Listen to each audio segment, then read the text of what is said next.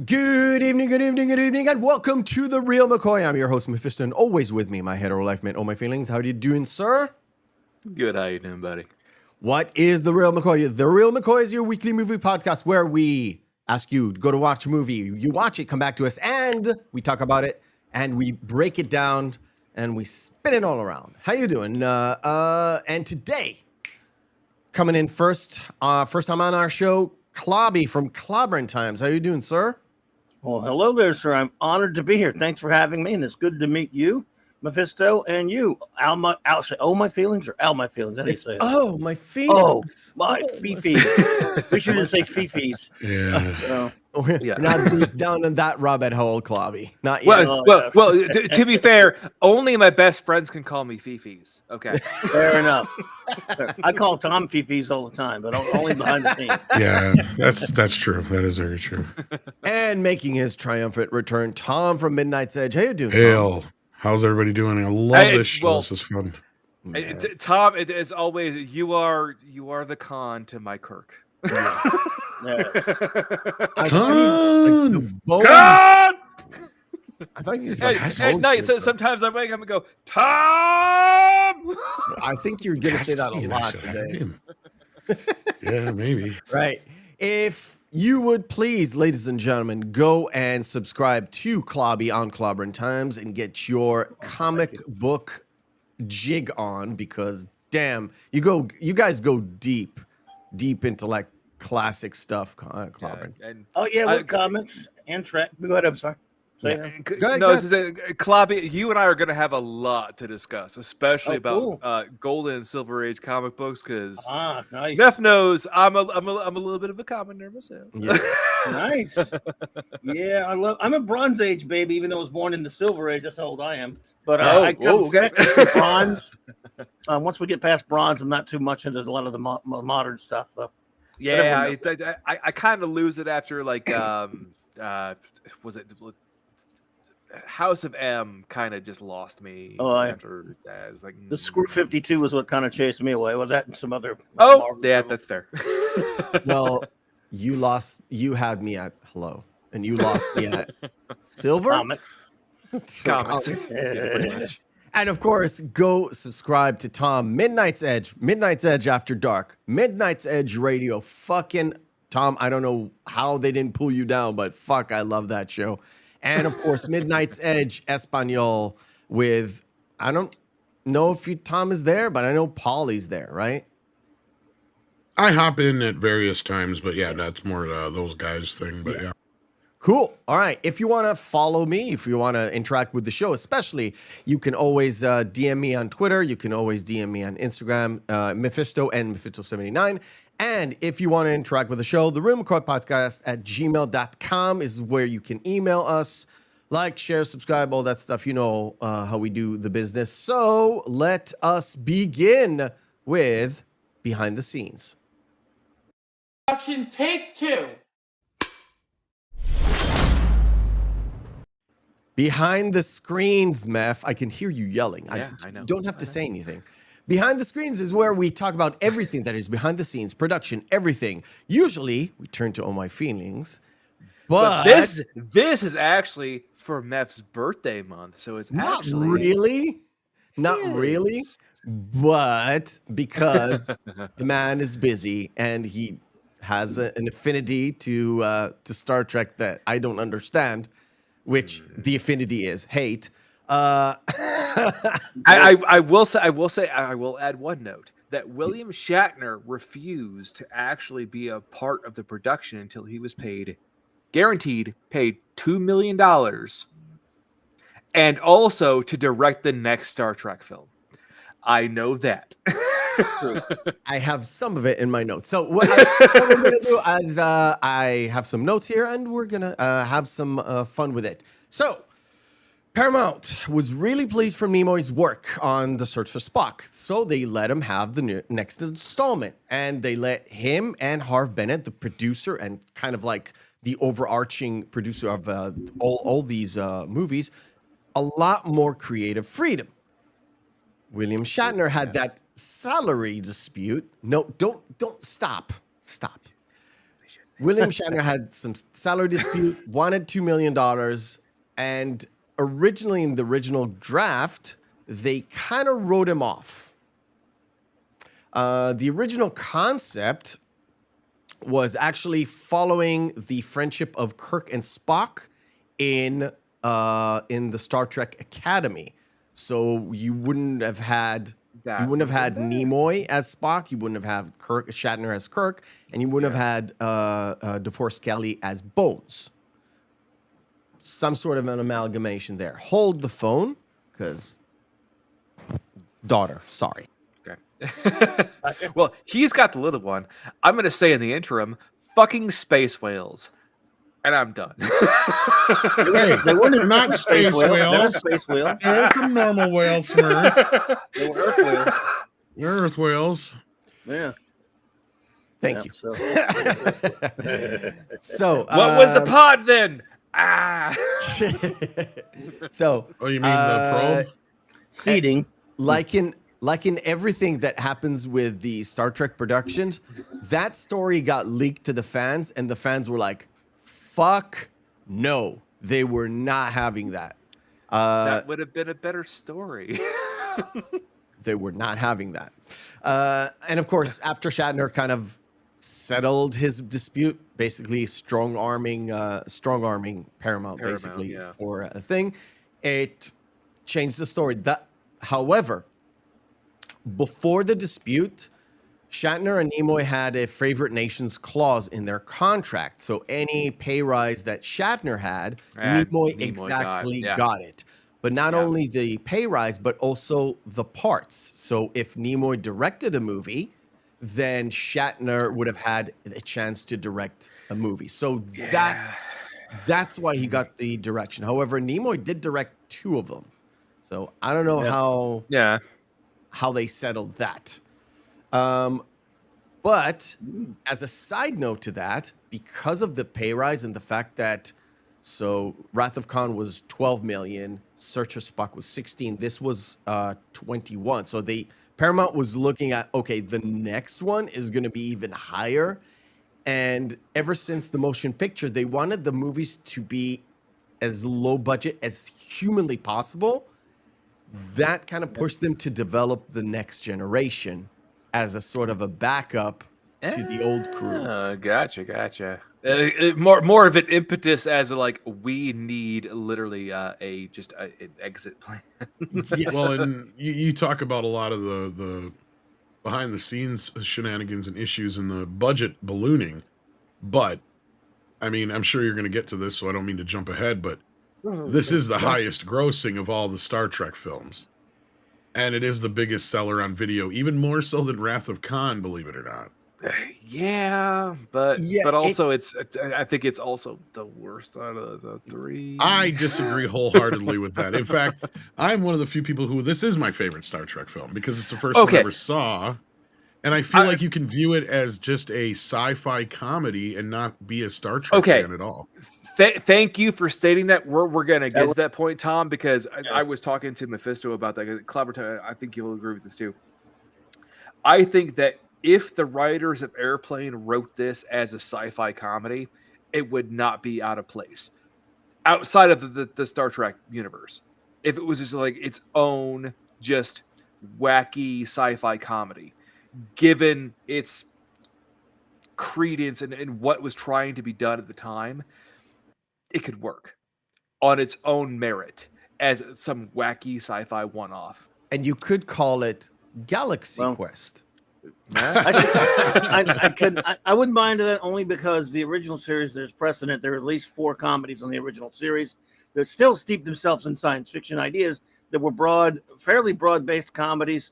It just didn't happen often. So for the movies to have one-off like that and steeped in a pretty interesting science fiction idea, I think it works. Yeah. You know? Okay. Yeah, and what I like about it is it's a good gateway into Star Trek. That's because it was mine. Yeah. You don't have to have seen anything prior to it. You don't have to know these characters at all. All you need to know is that they're from the future and they need a whale. And now they're a fish out of water story kind of thing. Fish out of water. I see what you did there.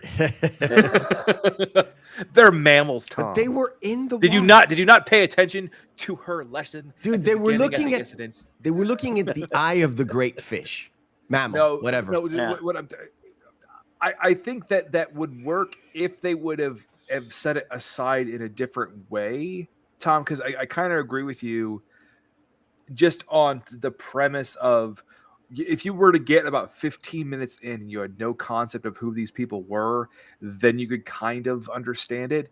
But given the whole pretense of the fact that like this is clearly the third part of a trio, like this is the third part of a trilogy that had to be concluded. Not really. It's already concluded. There's nothing else to it. This is a wholly new story at this point.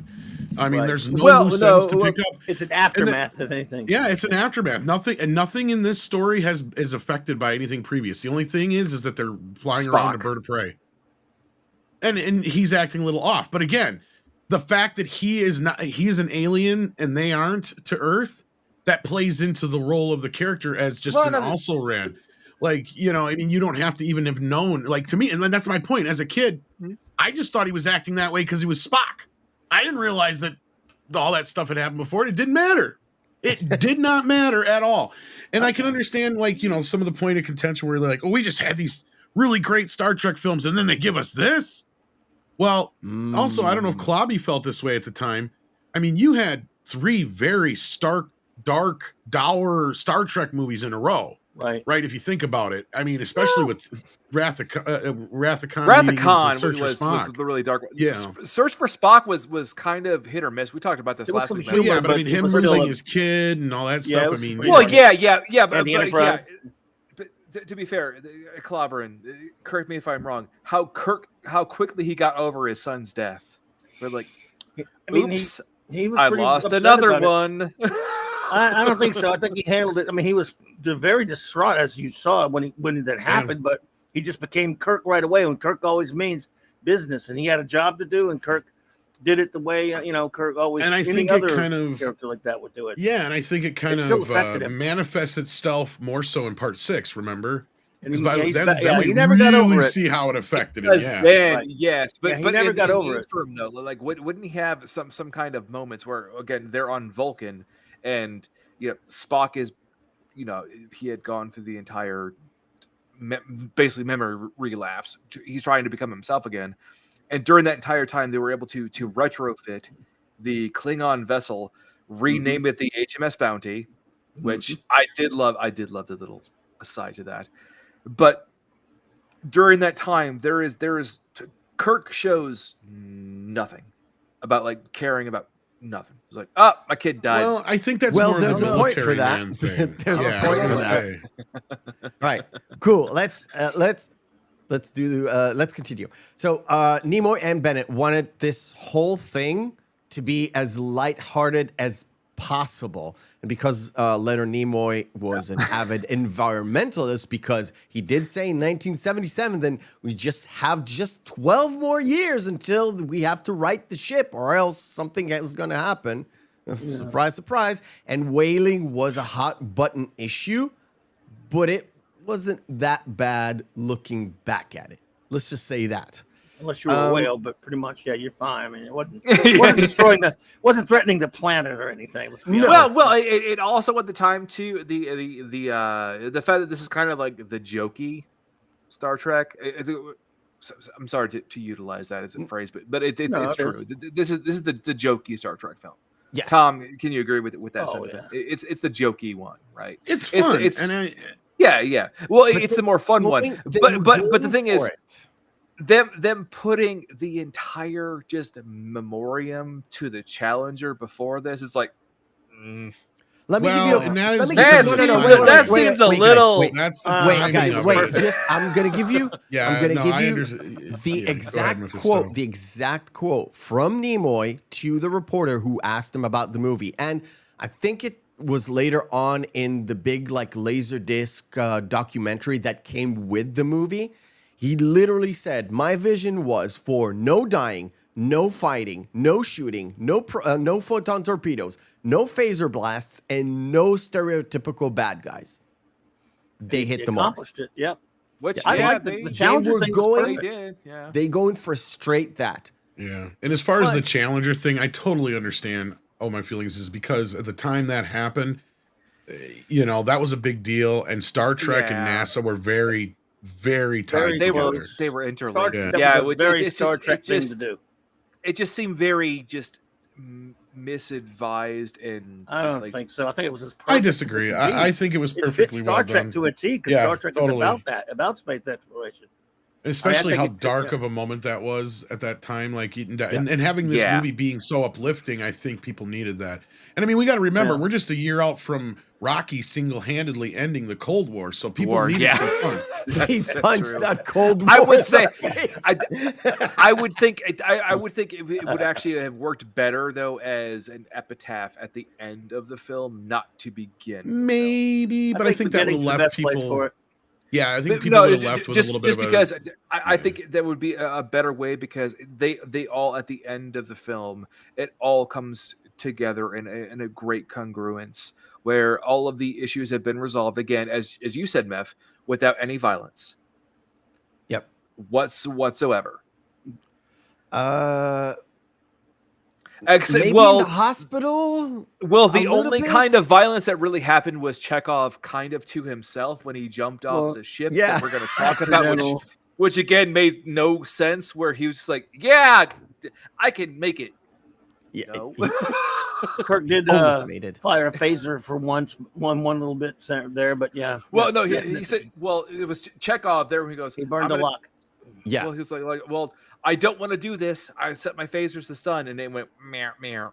Yeah. And you're like, No, he oh, it was burnt the the lock. radiation. He burnt from the door ship. lock. No, Kirk did. we talked Oh, about Kirk. this backstage about something Kirk else. Kirk did do that to the lock on. Yeah, yes, on, that's- uh, that was at, it. at That's the all it hospital.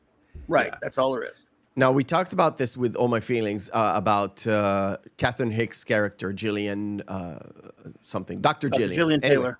yes. The original character wasn't even a woman.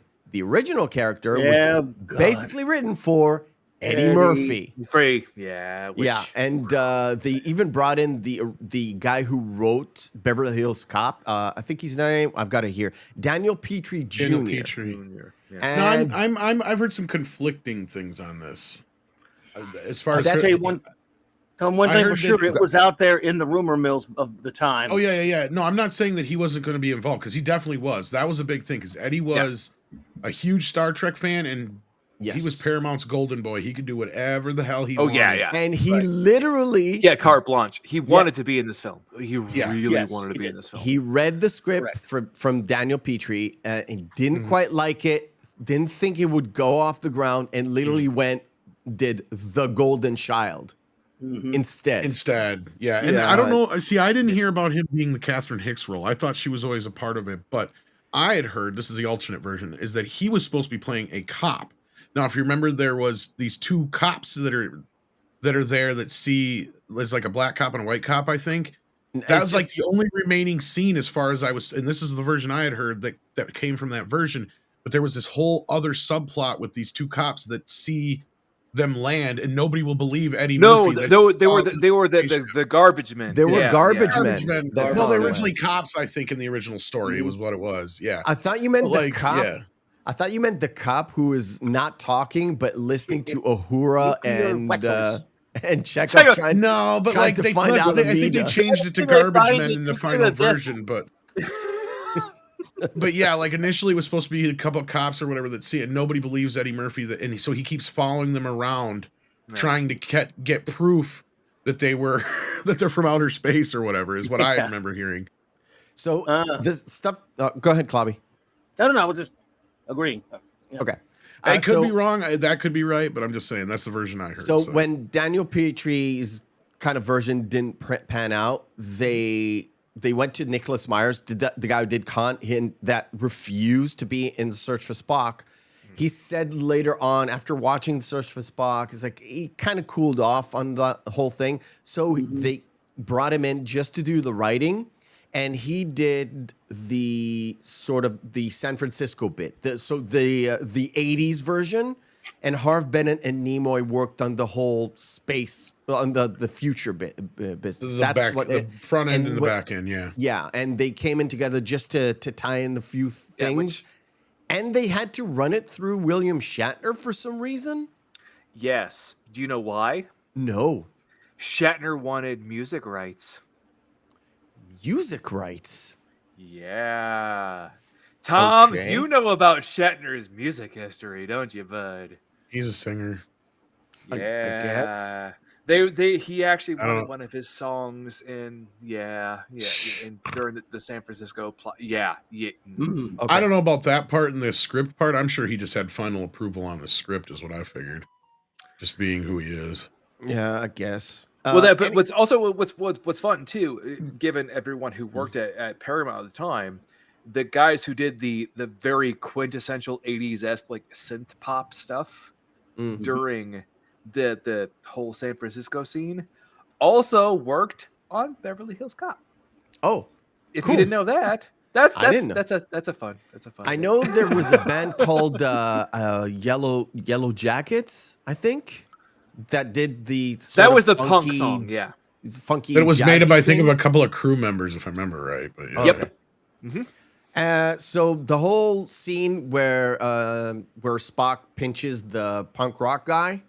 First of all, he's one of the ADs on the Kirk Thatcher's his name. Yeah. And it came Clobber from in time coming in with some deep cuts. Oh, nice. Welcome in, He buddy. knows. So it came from actually Nimoy standing at a supermarket, and this guy was being obnoxious, and Nimoy thinking, "Man, I wish I could actually do the Vulcan neck pinch and just fucking end this guy right here in the supermarket." And he kind of imagined the entire supermarket going like clap like the bus. So he just put that in because he liked it. Where was I? Okay, so there were not a lot of exterior shots of like ILM stuff with the ships and everything. The original kind of probe was cylinder shaped, but it had like barnacles on it, and it was painted blue, like deep marine blue or whatever, and it just couldn't work. They didn't like how it looked because it looked too on the nose. So they dropped the barnacles, painted it full black, matte black, added that little antenna, and sent it off on its way. And the issue is that they already shot all of the shots with the probe, so they had to do all the reshoots again. Oh, just as an aside, Clobberin, Tom, Meth. Who was the actual antagonist in this film? There was none. Nobody. The probe was unintentionally just trying to search for the. Yeah, which makes it very Trekky. That's very It's Trek. very just like Yeah.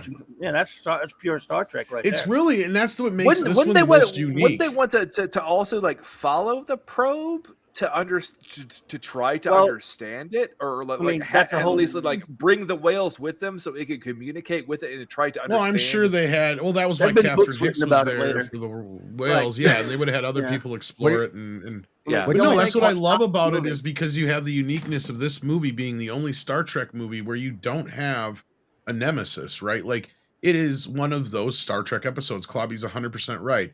It's a great little type of movie where it's like they make these kind of episodes too, where the closest one to it is probably when they go find God, even though you do have the antagonist. Yeah, there's there's that.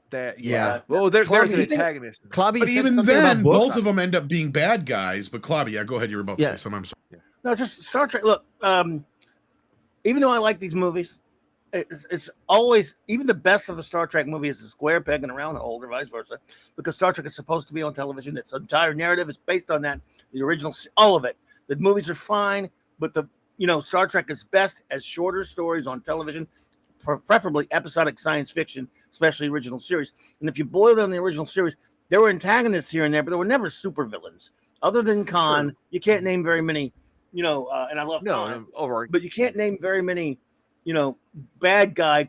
Yes, they're antagonists, but there are also many stories that are just science fiction stories that don't really have anything to do with that kind of thing. And this was amongst the movies. This was the one that was almost more like, well, just like the motion picture, although it was based kind of on an episode. It's one that's pure Star Trek, like the motion picture, just lighthearted in this case, where it's just a science fiction story.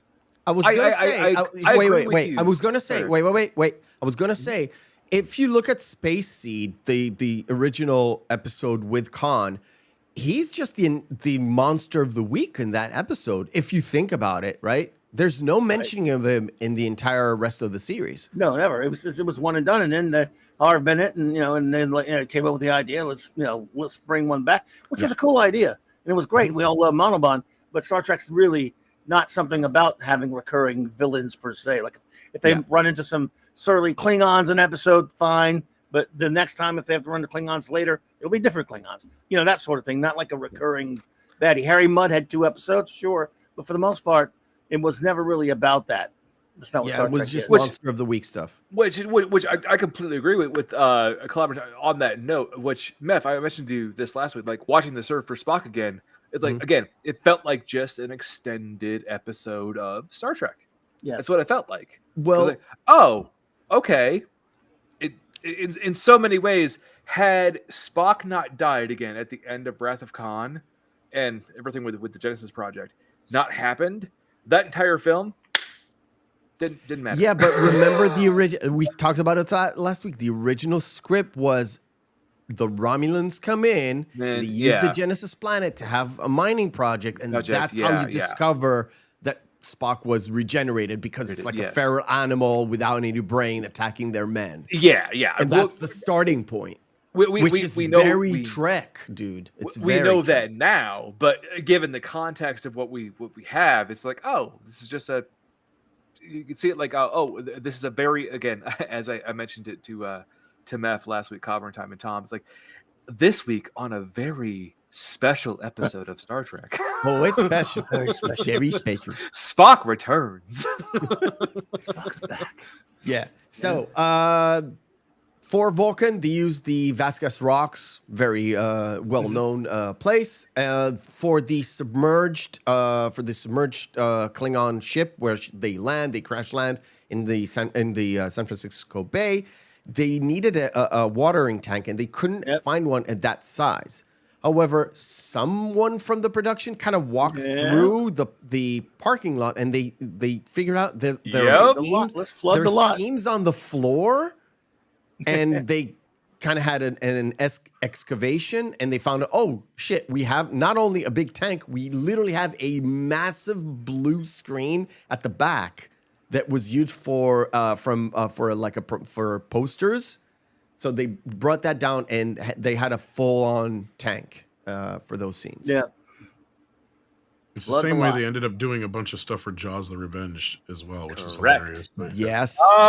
Thank you. Oh, I missed you, buddy, because I knew you call it out. But it looks so much better in this. They did a much better job on how that was shot. I mean, and that goes to show you. I mean, Leonard was really coming into his own, because this is just a couple of years, and he was going to end up doing 3 Men and a Baby and such, right? So like, I mean, he's getting right. And there's cool thing about the whales in this movie. Oh, we're gonna get to it. We're gonna get to it. Oh, cool. I won't jump ahead of it. Okay. Let me finish. I'm just going back to the script stuff. Sorry. The whole point of Saavik being left behind in Vulcan, originally she was supposed to be pregnant with Spock's baby. Spock's baby. That's why she was left in Vulcan. Yeah. Correct. And where is it? Oh man, it's in the other one. Anyway, the whales.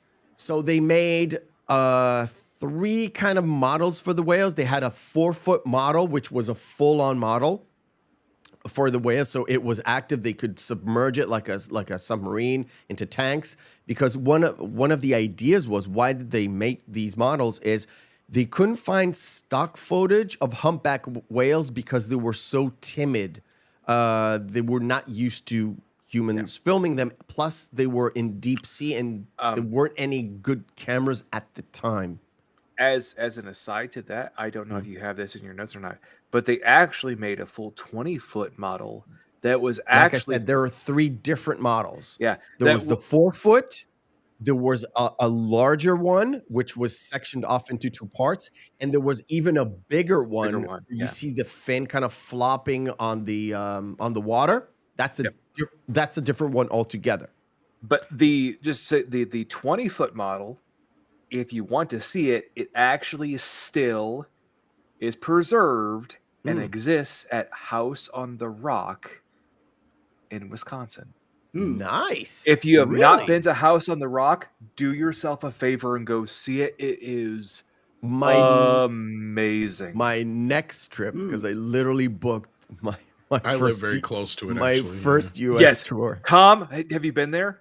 It's when I was younger, and I've been planning on going love this it so summer much. again. It's been a while. It's so fantastic. Yeah, they have that in the actual the sea captain admiral fair, and yes, there's a lot of ivory jewelry and stuff there. But to be fair, anyone who is eco, this was all just donated. Dude, those elephants are already dead. I was like, get over it, guys. Let it go. Get over it. Just saying. Anyway, just saying. the whole thing kind of outraged the PETA people, and I do mean all of the different organizations, because they were so real. The models were so good. All the environmentalists was like, "What are you doing? How are you doing this to these precious animals?" So Nimoy, being the environmentalist he is, literally brought representatives and showed him all the different models. Like, this is how we do it. He explains how they shoot it in order to make it look real. And they were so surprised that it looks so authentic. They even gave him like extra, like their own kind of rewards. I believe that this is actually the first film that actually got PETA's certificate. Yeah, they got like this stamp. This is our stamp of approval. There was no animal abuse. No animals were harmed set, when filming this movie, which was weird, right? Which oddly enough, that actually set the trend of having that put in films. Interesting. Yeah, I didn't know that's. Right. The film score, they wanted to bring back James Horner for the third time. Wasn't available. So Nimoy hired Leonard Roseman. Roseman, who did work for Nicholas Myers on other project that he did. One of them was Time After Time, and he worked on the animated Lord of the Rings movie. Which bad. Music was okay. Music was good.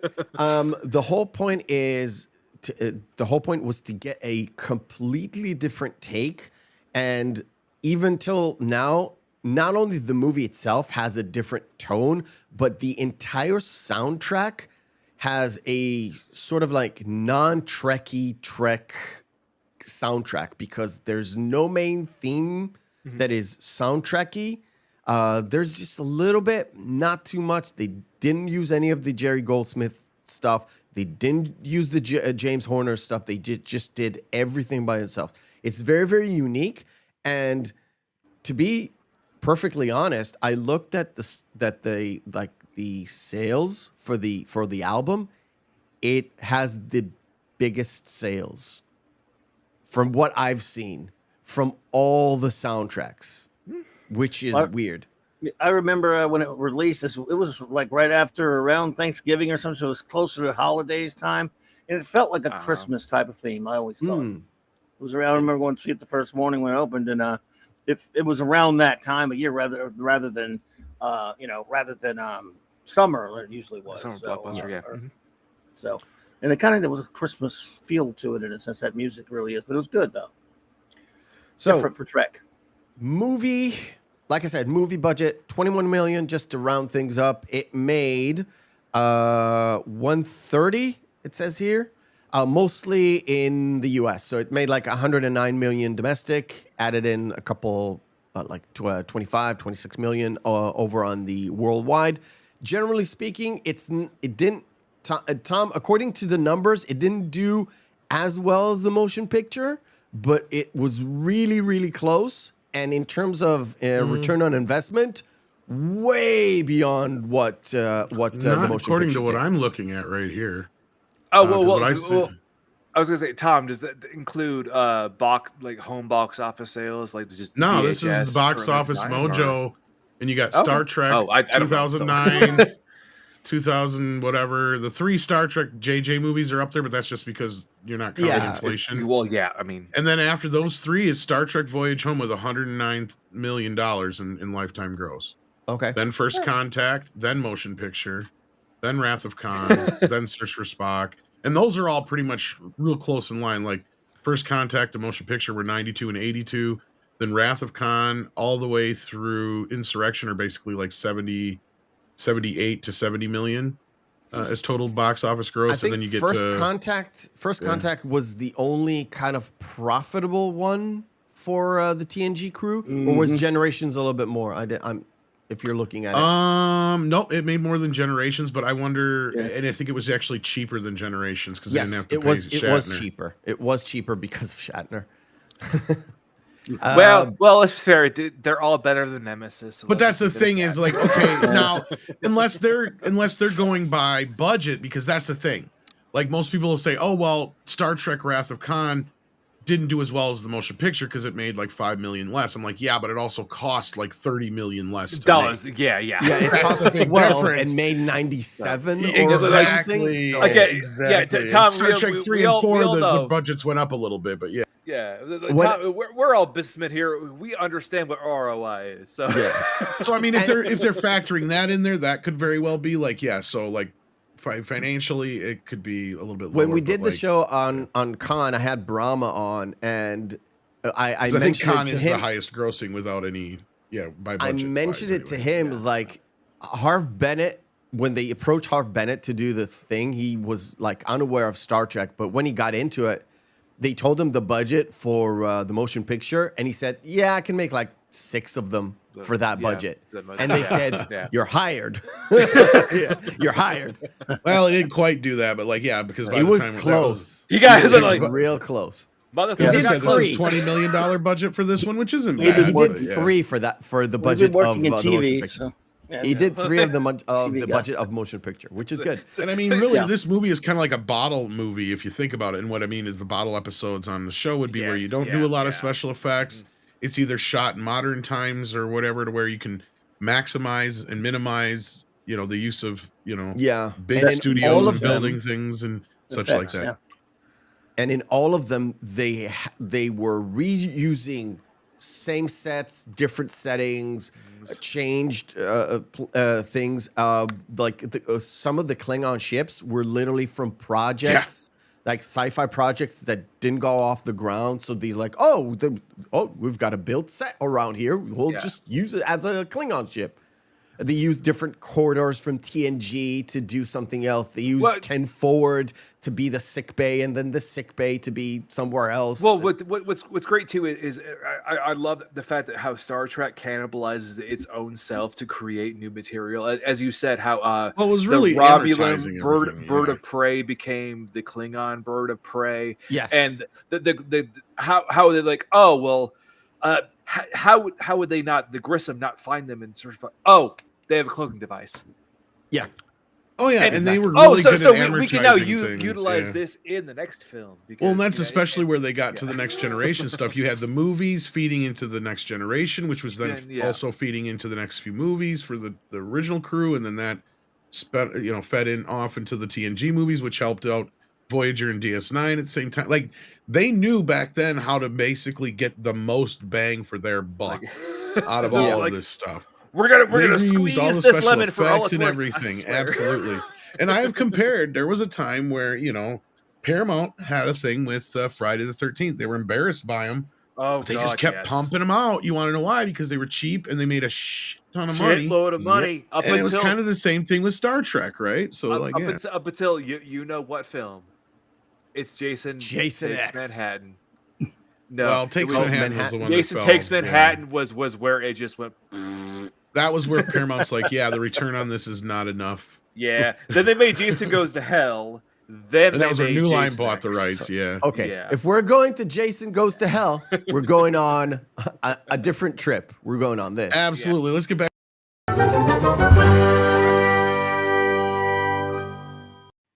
Not what you thought, but yes. Yeah. Yes. Is where we take 10 posters, have their text written off. We display them, and our guests will have to guess which movie this is. Tom, gotta let Clobby have. I don't know. This is and one where foremost- him and I don't know. He's No, gonna be... Tom, you and I, we got to be quiet. It's clobbering time. It's Oh, Clobby it time. is. I'm no I'm good gonna at be- this sort of Set thing. this up. He's Here we gonna, go. you're not? I think you get this. I don't know. I'm no good at this sort of thing. But go ahead, I'll try anyway. You're gonna be better. You're gonna be better than you think. Yep. Here we go. Wow, she looks good. Is that some kind Is of this the new first one or movie the or something? second one? No. Yeah, that's the question. Well, that's I don't know it. It's this modern Oh, stuff. I don't know much. It's the first one. Bridget Jones's Diary. Diary. Bridget Oh, okay, Jones's that's it. Diary. I know Renee Zellweger. Oh, this is a yeah. great one. this movie's so Oh. fucking good. Oh, yes. I know it's the one Leonardo DiCaprio film that Meth actually likes. Yeah, I don't watch anything with him in it. I know of the movie, but I can't. Steven Catch Me If You Spielberg Can directed or it? whatever. Yes, that's it. Good Yeah. job. It's so good. Good job. Man. Oh, Oh come man, on, that's Bobby. too easy. Demolition Man, of course. Yeah. Demolition go. Man. Saw it Yeah. 3 weeks ago. Ooh. Is that what, another Bridget Jones thingy or something? No, I don't know. Is that Ewan McGregor? that's That is Ewan McGregor. I know. Is that Renee Zellweger? That is Renee That's the best I'm Zellweger. going to do then. Okay. I don't watch. I mean, can't you know, I'm a remember geek, the man. I watch title, geek but stuff. it's like Out with Love or Down with Love. Something Down like with that. Love Down with is Love. correct. Yeah. Ah, this is toughy. Oh, this is that's- Oops. No, go ahead. It was Interstellar. No, did no, you no. say? Interstellar is Interstellar, correct. Yeah. Oh, come on, Oh, yeah, Clobby. Beyond Thunderdome. Beyond need the another hero. Thunderdome. Rest in Epic. peace, Tina. Oh yeah, is this a Oh. something in Hill? Something in the so we Yes. Yes, something Hill. I can't. Come on, yeah, come you got me on the hill. The first word in it, but I know You're he's a tied up in bookstore geek. knots. Knots Hill, Knots Landing. Close. Notting Notting Hill. Notting Hill. Yeah. Yeah. Oh, Very well, easy come on. one. Why you give the Goonies? Even I can do that one. I've brought a date to see. I'm Goonies so is old. correct. I'm so old. I brought a date to see that movie. I was just talking about this movie yesterday morning on the morning show. Green Mile. Yeah. Green Yeah. Mile is correct. Oh, this is. Oh, this movie's so bad. This movie is so bad. Yeah. It's good. Horrendous. It's God. Terrible. Mila Jovovich? that is Mila Jovovich. Mila That is Jovovich. not a Resident Evil movie, though. Right. so I but don't it know. actually was directed by her husband as well. Yes, She looks lovely, but I don't know the movie. Aeon Flux or whatever. not Aeon Aeon Flux. Flux. No, That's it's- Charlize Theron. That was Shirley That's Theron, right. wasn't it? Yeah. What's this one then? This is. I Hmm. don't know this one then. I don't. I know It's- it, but I. It's terrible. I think It's she's about a vampire. That's the name of it. It's terrible. Yeah. That's the name. It's terrible. Okay. I was just gonna say, is that his title? That's fitting. No, that's not the title. Ultraviolet. Ultraviolet. There you go. Paul. Yeah. With the Well done, save, Paul. It's a bad Ultraviolet is movie. correct. There you go. Is that all we got? Oh. That was fun. Yeah, I like same that one. one. Stumped us. That's That's 10. fun. No, the Ultraviolet. Yeah, that's one of my just- fun. I love that bit. Yeah, I like that. I don't know, that's fun. Awesome. All right, Yeah, I mean, cool. I was expecting some geek stuff. You threw some curveballs in there. They were like normal people movies. I literally, I saw all 10 of them, and I was like, yeah, that's easy. Are you a The normie? only one that I thought would be a problem, and it was Down with Love, because that movie, That's not. that movie Yeah, is I don't know that. not good. The does not. concept is good. The execution, not good Shit at movie. all. And Ewan McGregor is so terrible because he plays such Ah. a cheesy, cringy fucking role, and it doesn't suit him, especially if you're coming from the train spotting way of looking at things. I'm like, I Well, don't know. this is also after this is post Moulin Rouge, Ewan McGregor as well. So it's like you kind of have to go. Yeah. Fair enough. So we start the movie off kind of where we left off at Search for Spock, but in a different kind of avenue where you see them accusing Spock of being not Spock, accusing yeah. Kirk of Kirk. being a terrorist, and the Which Klingons want his head again. I do have to say, like, in so many ways too. Like there is no payoff to this. Maybe I haven't watched these films in so many years, so maybe there's a payoff in 5 and 6, perhaps. There's the only thing that pays off. It actually pays off at the very end, where the crew gets excused of what they did, but Kirk's still... Well, no. We're going to talk about the ending of the film, which honestly, like, I granted, yes, they saved the world, but also you did some terrible shit, Kirk. That's a court martial. That's not just like, oh, you're getting bumped down from admiral to captain, so now you get a whole new starship too. Here you go. He deserves it. Well, as the president says, he has repeatedly demonstrated unswerving ability to be the captain. And by the way, I love this opening scene with John Shuck as the Klingon. I love that guy. He's a great actor. Yes, yeah, he's a fantastic actor. But Macmillan and wife. But him saying, there shall be no peace as long as Kirk lives. Whereas, like, there's no payoff to that. They're just like, okay. By the way, if you listen close, after he yells that and starts walking out, you hear the guy in the background saying, "You pompous ass!" I didn't notice that. I love it. And over on Vulcan, Spock is literally trying to relearn his skills. How do you feel? And how do you feel that really that pays off at the end where question, he says, is that logical? Yeah. Yes. Tell mom I feel fine. It's like, yes. Fine. Fuck yes. Well, it also pays off at the end too, where he goes, "Well, I don't know, Jim. I'm gonna have to make a guess." Yes. Yes, Spock, Yeah. The hell they are your whales. extraordinary. Guess? That's Not the hell your extraordinary. Welsh. It's like, we all might die, but I'm glad to have you back for the maybe 30 seconds I have you here. No, Spock. He means he trusts your guesses more than other people's facts. Yes. Yeah. They're saying it is a compliment. It is. And Oh no, Coburn. I'm just being, the devil's advocate, being an asshole here. Yes, sir. I got you. Look, I can quote the movie every line. Haven't you got any goddamn feelings about that? Wow. Thank you. I enjoyed the movie too for three times this week. Like Savik's very awkward goodbye to the crew too, as well. It's like, we've been through a hell of a lot. I saw your son die. Just wanted to say your son died honorably defending me, as I've told you before in the last film. But I'm reiterating this in case no one watched the last film. She claims she had not had a chance to tell him that, though. That's what she said. They wanted to give her lines so bad because they had nothing for her this time around, but they had to explain the fact that she's there. Right? Yeah, I love Robin Curtis. So and going back to what I had said earlier, you almost have to remember at this point, video was still kind of new. They were still making movies like most people may not have seen the original, or we have to make this movie like people may have not watched the last few. You got to get them up to speed, right? Like you got to quickly get them up to speed. Yeah. There's that, but plus they know fans are gonna know if Savik's not there for a minute, so bring her in there. They were very aware. Roddenberry and Harbin, people like that Savick had played a big part in the previous two films, so give her a little bit of the beginning. I think that's part of it as well. Yeah. Absolutely. I wanted to hold. I wanted to just get to my point where, after recent events with all the Discovery shit and the fact that a lot of people got accused of not giving enough diverse cast. We've got not only in this scene, right? Yeah. Sorry. Not only in this scene, literally you have an Indian captain, a black female captain. We've got a black admiral. We've got a potentially Latin president of the Federation.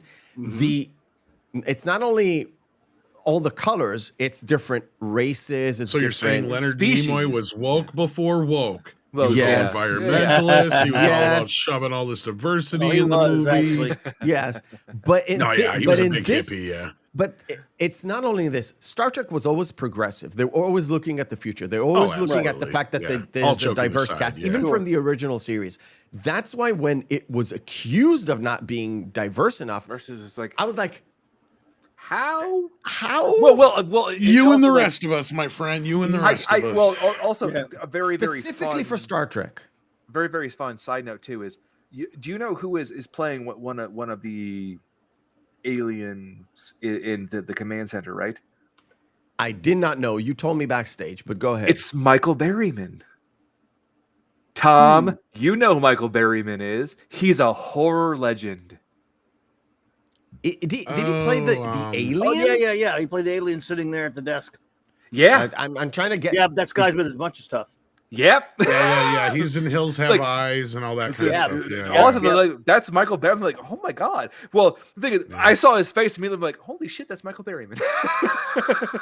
Didn't we just lose him not too long ago, or is he still with us? I can't remember. I think I got him. Passed. Yeah. Yep, that's him. Yeah, definitely, obviously. Yeah, that's that guy. Yeah, that's Michael Okay. Berryman. Mm-hmm. Just want to give him some props. But yeah, he's on. I have no idea who the fuck that guy is. I'm not a horror fan at all. But if you see him in something, you're like, yeah, I know who that guy is. I know what he looks like. I didn't know his name. Are you saying he's like just like the thing, Clobber and Time? He's got a look. Yes, he does. Are you saying he's like he's like the old version of Doug Jones? I don't know. Could be. I don't know. Not so much. He was. I don't know. If you needed like some mutant or some gruesome looking circus freak type character, he was always there. He was so like Peter Dinklage. Okay, I mean, he was like most famously like. I mean, if you haven't seen The Hills Have Eyes, he's prominently displayed on the poster, and you've seen the poster in several different places. Well, that and also the first again, House of Thousand Corpses. He was all over the. Well, that's why October is right around. He's in Weird Science. He's been in. God, he's been so many films. Let's see what else. Yeah, I mean, that's just it. He's played monsters. Well, he was in One Bit in Society, and oh god, Prom Night 2 was another film I actually wanted to add on that list. One Flew Over the Cuckoo's Nest. That was where I first remembered him. Was One Flew Over the Cuckoo's Nest. That was when he was really young. Who did he play? Oh, I need to read. He's one of the guys in the. He was. Obviously, I don't even think he has any lines. He's just one of the guys hanging out around him. Right. So our crew of the HMS Bounty, which is because it's mutinous rebels, they leave Vulcan. They know they're going to be court-martialed. However, Spock comes along because he wants to be with the crew. He wants to stand with them, and it follows through the entire movie because when they do get to the end and when they do get sort of court-martialed, he stands with the crew. However, he has to come from his seat to stand with them. But of course, he's coming with them, and when they get that emergency message from the president, they were like, "What's going on? What is this?" And he immediately goes to like this energy is like we see here, it's like a very unknown energy form. We don't know what it is. It's great power, and it's got like intelligence and everything, but we don't know what's going on. And he figures out it sounds like whale songs. And of course, Spock is the one who Spock is the one that kind of figures out it kind of sounds like humpback whales. Friggin' hippie. But we don't have humpback whales because we kill them all because we're so evil and maniacal. Remember, there was World War III, nuclear World War III. Where in the hell do we get some humpback whales? Well, I was just gonna say, well, it's space whales. We're second, but I do love McCoy, the entire interplay between their relationship. Oh yeah, it's great. Spock and McCoy as well, where McCoy is still just apprehensive of like, we don't know if this is still Spock. I think I liked you better, Dad. Yeah, He didn't say that, but he's thinking that. Yeah. Because after he said he wants him to go get out of his head on the first one. No, I know. I'm glad you have your Katra back, but I think part of you is still in there because you don't seem like yourself. Yeah, it's like, that entire their interplay between this two is, I think, is kind of just as endearing as the friendship between Jim and Spock is the interplay between McCoy and Spock. And McCoy learning to retrust Spock again. Yeah, and they have like very short conversations, but only on the ship when they were in San Francisco, they got to split up, and McCoy went let's talk about with San Scotty Francisco. rather than Spock.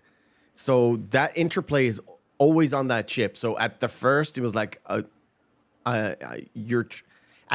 when they are trying to come back, it's like, you need to take a. What are you talking about? Take a guess? Yes. What do you don't take guesses?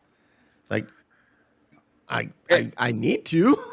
And the other thing too is when it was McCoy actually quotes is it Macbeth, correct? He quotes, and Spock immediately calls him out for it. Yes, I think so. I'm not sure if it was Macbeth. And it's what and Kirk decides to go ahead and goes, "May fortune favor the foolish," and then time travel, and then the weird head montage. Yes, I was. What? That was naughty farty. Now that was a little out there. Yes. Now they wanted to. I don't know why they wanted to do this montage where they literally painted the entire set white. Yeah, in order to get that effect. Plus, and it's something that is very apropos because we heard from the SAG kind of strike the fact that one of the things that are in contention is the fact that they get scanned and then they can use their image in perpetuity. This is the first kind of head scan that they did. It's a company called Cyberwave or Cyberware that did this. They went in, they did the scan, and they did this rendering, which took about 3 weeks.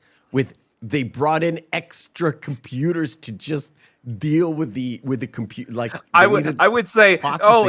it's like Scanners, but no, that's a better movie. It's not no. They scanned their heads and they morphed. The whole morphing thing took them I'm while. just joking. You know? Yeah, the whole morphing thing.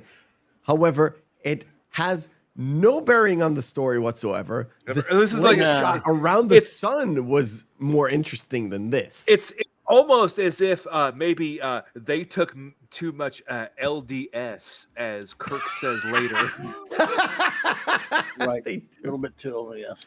I think this was honestly because they have a whale in the CGI thing, and this is just me speculating here. I have nothing to go on with this. I think they initially brought these guys in as a thought process because this is at the time where CGI was just starting to be talked about, and Tron was a couple of years old and whatnot, to where they were starting to think. And Last Starfighter, I think, came on around the same time, to where they had this idea. I was thinking maybe they're going, well, maybe we can do the whales with CGI. And so I think this was part of a test. They did the Genesis project. The Genesis project, the whole that was ILM. That was people in ILM that literally went out and did their own thing. It's called Pixar. Literally, the first core of the people who worked on the Genesis project, that sequence worked later on in Pixar. And I think some of them also did this. Now, the whale thing was not as good as the head scan, I think. It's a little bit of weird because they went on with a different angle. They went like straight forward looking at it. I don't particularly like that sequence. That's all I'm saying. To be fair, though, given the context, the whales don't seem just completely out of fucking nowhere. Because I'm sorry, what were they thinking when they did the head scanning? Like, couldn't they just showing that, or maybe pulled? Was it Superman 2 when they did the reverse of the globe going around? Couldn't they at least like done a little like spin move off of that, but the faux scanning of the faces, and then randomly there's just the Kirk's body. According to Nimoy, they wanted to have a dreamlike sequence while they're transitioning between the phases. It acts like a sort of a pause between future or present and past. But it doesn't work in any way, shape, or form. Yes, especially when you have everyone go, wow, where are we? But this is and 1 year they after. Woke up from a dream where it's like, this is a year after Back to the Future, where the transition between present and past was instantaneous. This one is like, it works as a buffer between the 2/3 that are like intro and outro, and the main bit, which is the past in San Francisco. I get the concept of the segue here, but again, just given the context, it's like, correct me if I'm wrong, guys, but this just seems just out of pocket, just like weird and completely out of nowhere, and it really makes no sense, and it just takes me completely out of the narrative. Where it's like, I get what you're trying to go for, but given the context where this is supposed to be based in essentially science, right? Well, yeah. Based, yes. Sorry, Good. No. Go ahead. I was gonna say the slingshot around the sun. I thought for years that is one of the theories, like a plausible theory. Then I went into it and was like, nope. So that's what concerns me more. So I don't necessarily disagree that I think it was a little bit, fancy schmancy, arty farty, some of that stuff with the that what you're talking about there. But as far as the actual part of the story, I've never been all that sanguine about the slingshot about the fun, around the sun. Originally, when it was done by accident in the episode Tomorrow Was Yesterday, which was supposed to bleed out which was supposed to be a second part of Naked Time, then they split them up. I was like, it was an accident, so I can accept it. Then with Assignment Earth, when Roddenberry used it as a plot device to go back in time with he said the Enterprise just willy-nilly for the hell of it went back in time on purpose to study the 1960s. I thought, no, using it as in other words, using it as something where they can just go around in time in any way they want, I don't care for that too much. And then when they did it in Trek 6, I accept it because I still love the movie. It's a lot of fun. I've never been big on them using it as a obligatory method of time travel where they can choose to use it. They don't. I didn't mind it so much here. And the fun part is in TNG. I don't mind it here. I'm not saying I'm mad. Yeah, I was going to say because at least here, Clark, because don't they even address it? They can't really mess with anything. They have to just go in and get the fuck out. Yeah, but oh god, dude, do they fuck with shit? Oh, we're gonna talk about that. They left the freaking communicators and shit, and they don't. But that's the humor of it, and plus the aluminum and all that stuff. But I'm just talking about. I don't like them being able to Assignment Earth or whatever is a really funny one. Purpose. I know. I was going to say. I'm sure you know this. That was meant to be a backdoor pilot. It was a pilot for Gary Simon. Yeah. Point is, again, if there was some accident that they end up back in time, I'm always okay with it, even if it's far fetched. But then, this is not Doctor Who. This is not people with a time machine. The Enterprise shouldn't be able to easily turn into a time machine. And I think at this point they were just trying to attempt it again, just because they had to at this point. And they did have to, so I'm fine with it a little bit more than I was with their Assignment Earth. There was no reason for them to go back in time. They were just studying the 60s.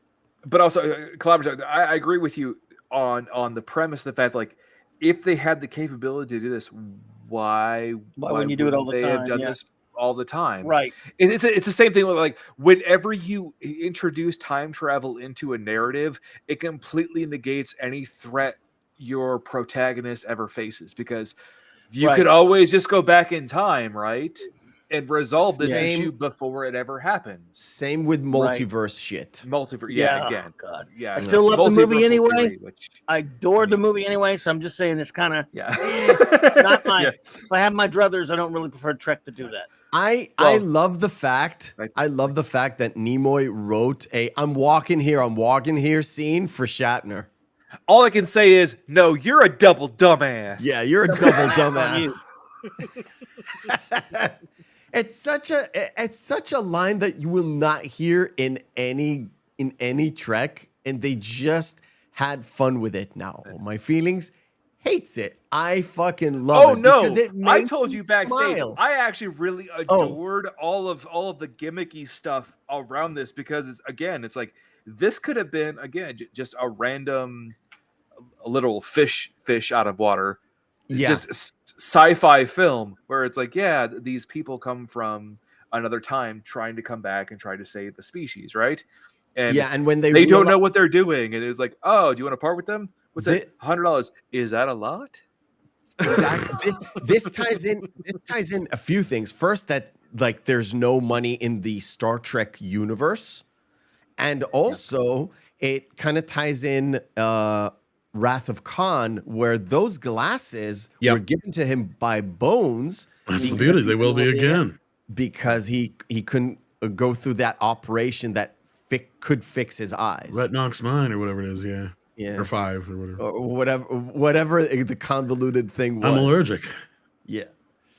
Well, and again, I talked to Meth about this backstage too. It's like, why did you have the guy with the most outrageous Russian accent? You knew the time period. I know asking you so well. people about where can I find nuclear vessels. Actually, I kind of like that because would they really? I mean, sure, they're very knowledgeable of history, but I mean, at this point, like this is the tumultuous period to where, like, the Cold War had kind of already ended a few years before this. We're out of that. That's where the joke works. That's what I'm saying. That's where the joke works. Like they wouldn't be probably checking into the minutia of what was going on at the time. Maybe Chekhov should know just for his own personal history, but in that respect, why would he care at that point? Right? Like, I mean, they're so far beyond that. That's, I think, kind of the point of the joke is that he's running around asking, you know, where the nuclear vessels are. And here we are just like that much removed from the Cold War. And it's this Russian guy going, where's the nuclear weapons? You know? Yeah. Where can I find the nuclear vessels? Speaking of nuclear vessels, the outside shots and the inside shots of the carrier, it wasn't the USS Enterprise. The Navy has a full-on ban on filming or being on an actual nuclear vessel or like a nuclear vessel of any kind. No submarines, no carriers, no nothing. So the exterior shots and the interior shots were on the USS Ranger. That's the carrier that they use because it's not it's not nuclear powered. Oh, actually, say that all you want. I'm going to pretend it was the Enterprise. So of course, of course. Well, and let's be real. This whole bit was just to give those guys something to do. Oh, it's something to do. Yeah. Really? Because, like, I mean, hey, listen. You guys have lines. Don't worry about it. You're getting paid. But no, Boba Fett, the reason why they can't actually continue the concept of transferring Katra was because it was supposed to be a once in a 100-year or 200 once in 1,000 years. Yeah. They even said it's dangerous. It was massively dangerous in order to do so. Like, granted, it's, to be fair, it is a good quote unquote get out of jail free card if you ever wanted to utilize that as a Vulcan character, but it's just, you know, it can't be utilized all the time, which they at least put limitations behind it. With time travel in this universe, it's kind of like, fuck it, we'll go back. Hey, you know what? I had a really bad sandwich on Thursday, gave me diarrhea. I'm going back to Wednesday. So I love when they start to split off. Well, I got to imagine there's an addendum in the... Yeah. Where you can't go back in time unless you got to save the Earth by getting a whale. Yes. Yeah. Like, right, there you go. I love the fact that when they in only dire situations or severe diarrhea can you time travel. When they split up, they still keep with they sort of like pair up in a very unique way where Chekhov is, like we said, with Uhura, which we don't necessarily see that pairing ever. Then we get Spock and Kirk are always same pair. Side note, could they look more out of fucking place? Correct. And also, Spock in San Francisco, they just look a gay couple of the time, actually. Yeah, a little bit. But also, like Spock is wearing basically a terry cloth robe. He looks like a fucking hippie. Yeah, he looks like a hippie. Like, really, at that time, yeah. But the Spock is trying to be analytic, so we'll look at this map and we're just gonna decide where to go. And Kirk is like, yeah, let's just go on this bus. And he goes, got him. He's like, I think we'll find some humpback whales in Sausalito. Yeah. Like, how do you know? He's like, what does exact change mean? What does that mean? Exact change. Exactly. Foiled by exact change. Yes. And I love those bits because that's the little things that they just wouldn't think of, you know, and that's Nicholas Meyer's shining, right? Because that was what I loved when I got a chance to actually talk to him was, you know, I was really wanting to ask him about. Oh yeah, it's one of my more famous interviews over on Midnight's Edge. Oh yeah, I nailed him into a corner because I was talking to him about Star Trek Discovery. I'm like, I said, what's your excuse for all these colorful metaphors in Star Trek Discovery when they made such a big deal out of it in Star Trek 4? And he paused and he goes, "You know, Tom, that's the most interesting question you've answered me, and asked me, and I don't have an answer for it." Nice. That's fair. Well, and as we learn later on, he had absolutely nothing to do with any of that Star Trek Discovery stuff. All that stuff that he had written had gotten tossed out before him, but he couldn't say half that stuff. But it was. Yeah. But I loved his films. I love his contribution because this is one of the few times where he really got to write comedy and it shows how funny this guy could write. Yeah. I would have loved to have seen some more comedies out of Nicholas Meyer. This guy's got some wit, right? Yeah, and he can write a setup and a payoff like you wouldn't believe. Yes, and it really shines in the undiscovered country so much. Yeah. So this exterior shot is actually a composite. So the background is San Francisco skyline. It's the bay. But this is actually Monterey Bay. This is not even close to San Francisco.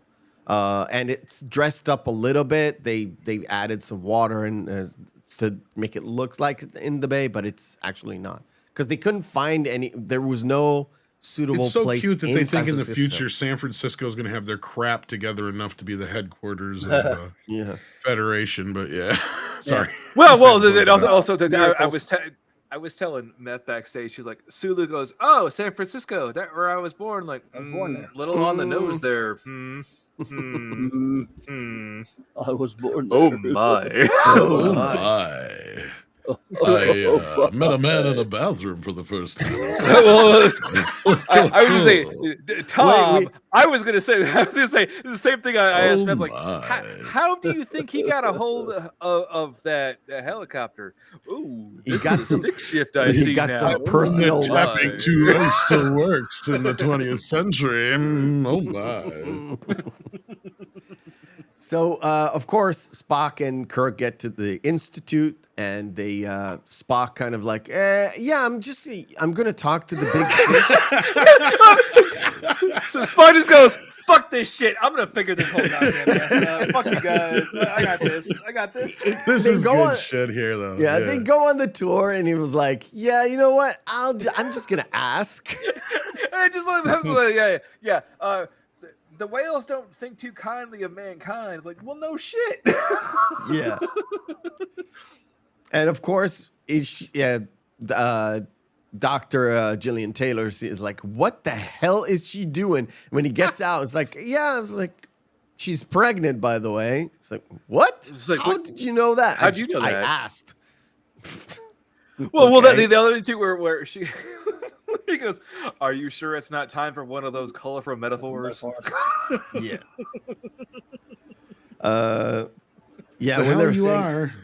When they're sitting at the car. The hell you are. The hell they are your whales. Hell, I can't. No, And Not this, they like you very much, but not the hell your whales. yes. yeah, and the whole interaction. I love when he looks up and goes, "No dipshit." Yeah, man, look at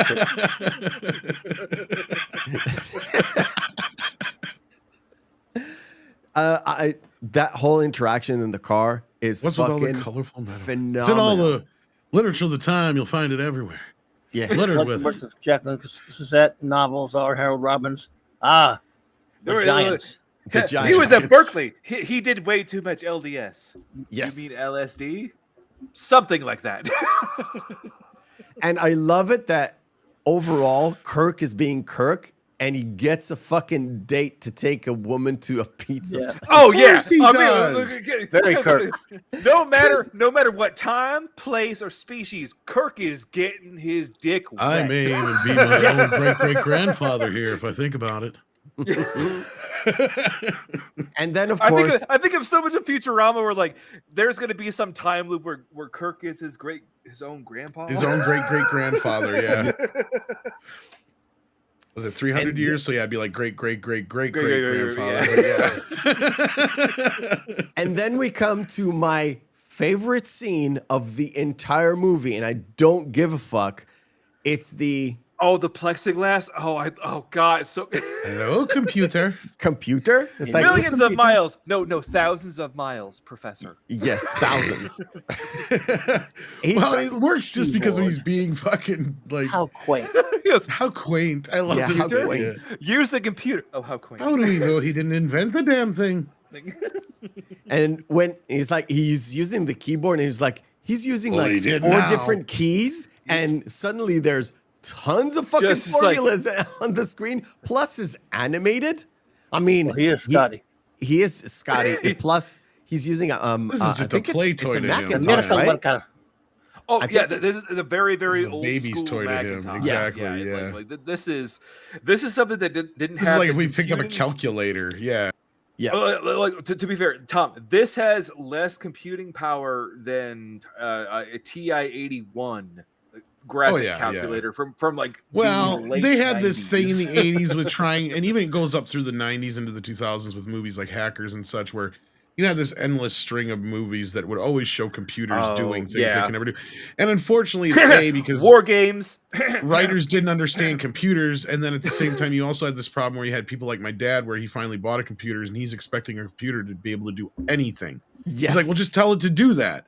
It's like, well, that's not how they work, Dad. It's like, well, Well, just tell it to do I'm it. sorry. I'm sorry, son, but the television tells me otherwise. yeah. It's like, shouldn't you just be able to tell it to do it, and it just does it? It's like, no, Dad. What am I supposed to do? If that were true, we'd all have supermodels that we created wearing bras on our heads. Weird All of weird science. And looking like Kelly LeBrock. Man, can I have a pause here? How come Kelly LeBrock married Steven Seagal? Is it how? I don't know. How does that mash? Like, he's not fucking funny, so that gets tossed out of the window. He wasn't that rich at the time. He knows where to get the good cocaine, I guess. I don't know. I mean, I don't know if you know this, but I've been a lawman for 45 years. Shut up. Fuck. Watch Steven Seagal Lawman if you want to laugh. I've seen it. It is the most hilarious thing. but speaking of laughs, yeah, this film is full of them. Yes. Yes, and nothing gets more and funny Catherine than Hicks this back when she scene. was young. They Yes. I'm gonna have a pizza and a Michelob. Talk about the girl next door quality with Catherine Hicks here. Yeah, she was great. Yeah, And She was a great match for Shatner. Yeah. This is like 2 years removed from Child's Play, or 1 year removed. Yeah, 3, I think, actually, because this is 84, right? Or is this Child's 80? Play? No, What year did this? 86. 86. This is- So this is this a year. is Just a Child's year. Play is Yeah, 1 year. 87? Shot in 87, came out in 88. Yeah, something like that. Yeah. So they have that whole exposition dump where she explains about how they can track the whales. And as soon as Kirk hears that, it's like, okay, I'm gonna, talk to my guys. And he pulls out the communicator and tells He them gets called. What? Yeah, because she even called Clobby type because she calls him out like, oh, you have a voice pager. You have a Where pocket it's like, pager. Oh yeah, that's right. Wait, that's right, and also that's right. at the time, those weren't a thing yet. No, Clobber in they were- time. They had certain crude pagers, but no, nothing like he has. So that's why Yeah. it was a big deal. Nothing that was like And only voice doctors had them activated because they where were you could very speak expensive. back. Yeah. Yeah. And he pulls it out and starts talking to them. And she's like, okay, you need to explain things. Right. And he's like, They I had- come from they the were future to take a bunch of Right. whales to back. In And 1996, that again, was weird. one to of have the somebody- other yeah. things were again, their entire bit was like, do not fuck with the past. Scotty and You Scotty forgot the McCoy- byline where it says, McCoy. unless it has to do with Kirk getting laid. Well, true, but they basically like, oh well, here is the recipe for this aluminum that is Yes. strong on steel. How do we know he didn't gonna invent the make you, darn like- thing? Again, And- right there, like, how do we know? Yeah, you didn't. It's like You know what's funny? He did now. causality is a weird thing, no, right? the transparent aluminum was a fucking like a joke written down by Nicholas Myers. Today, we actually do have Yeah, transparent yeah. aluminum. Mhm. It is not yay thick, it's very thin, but it's real.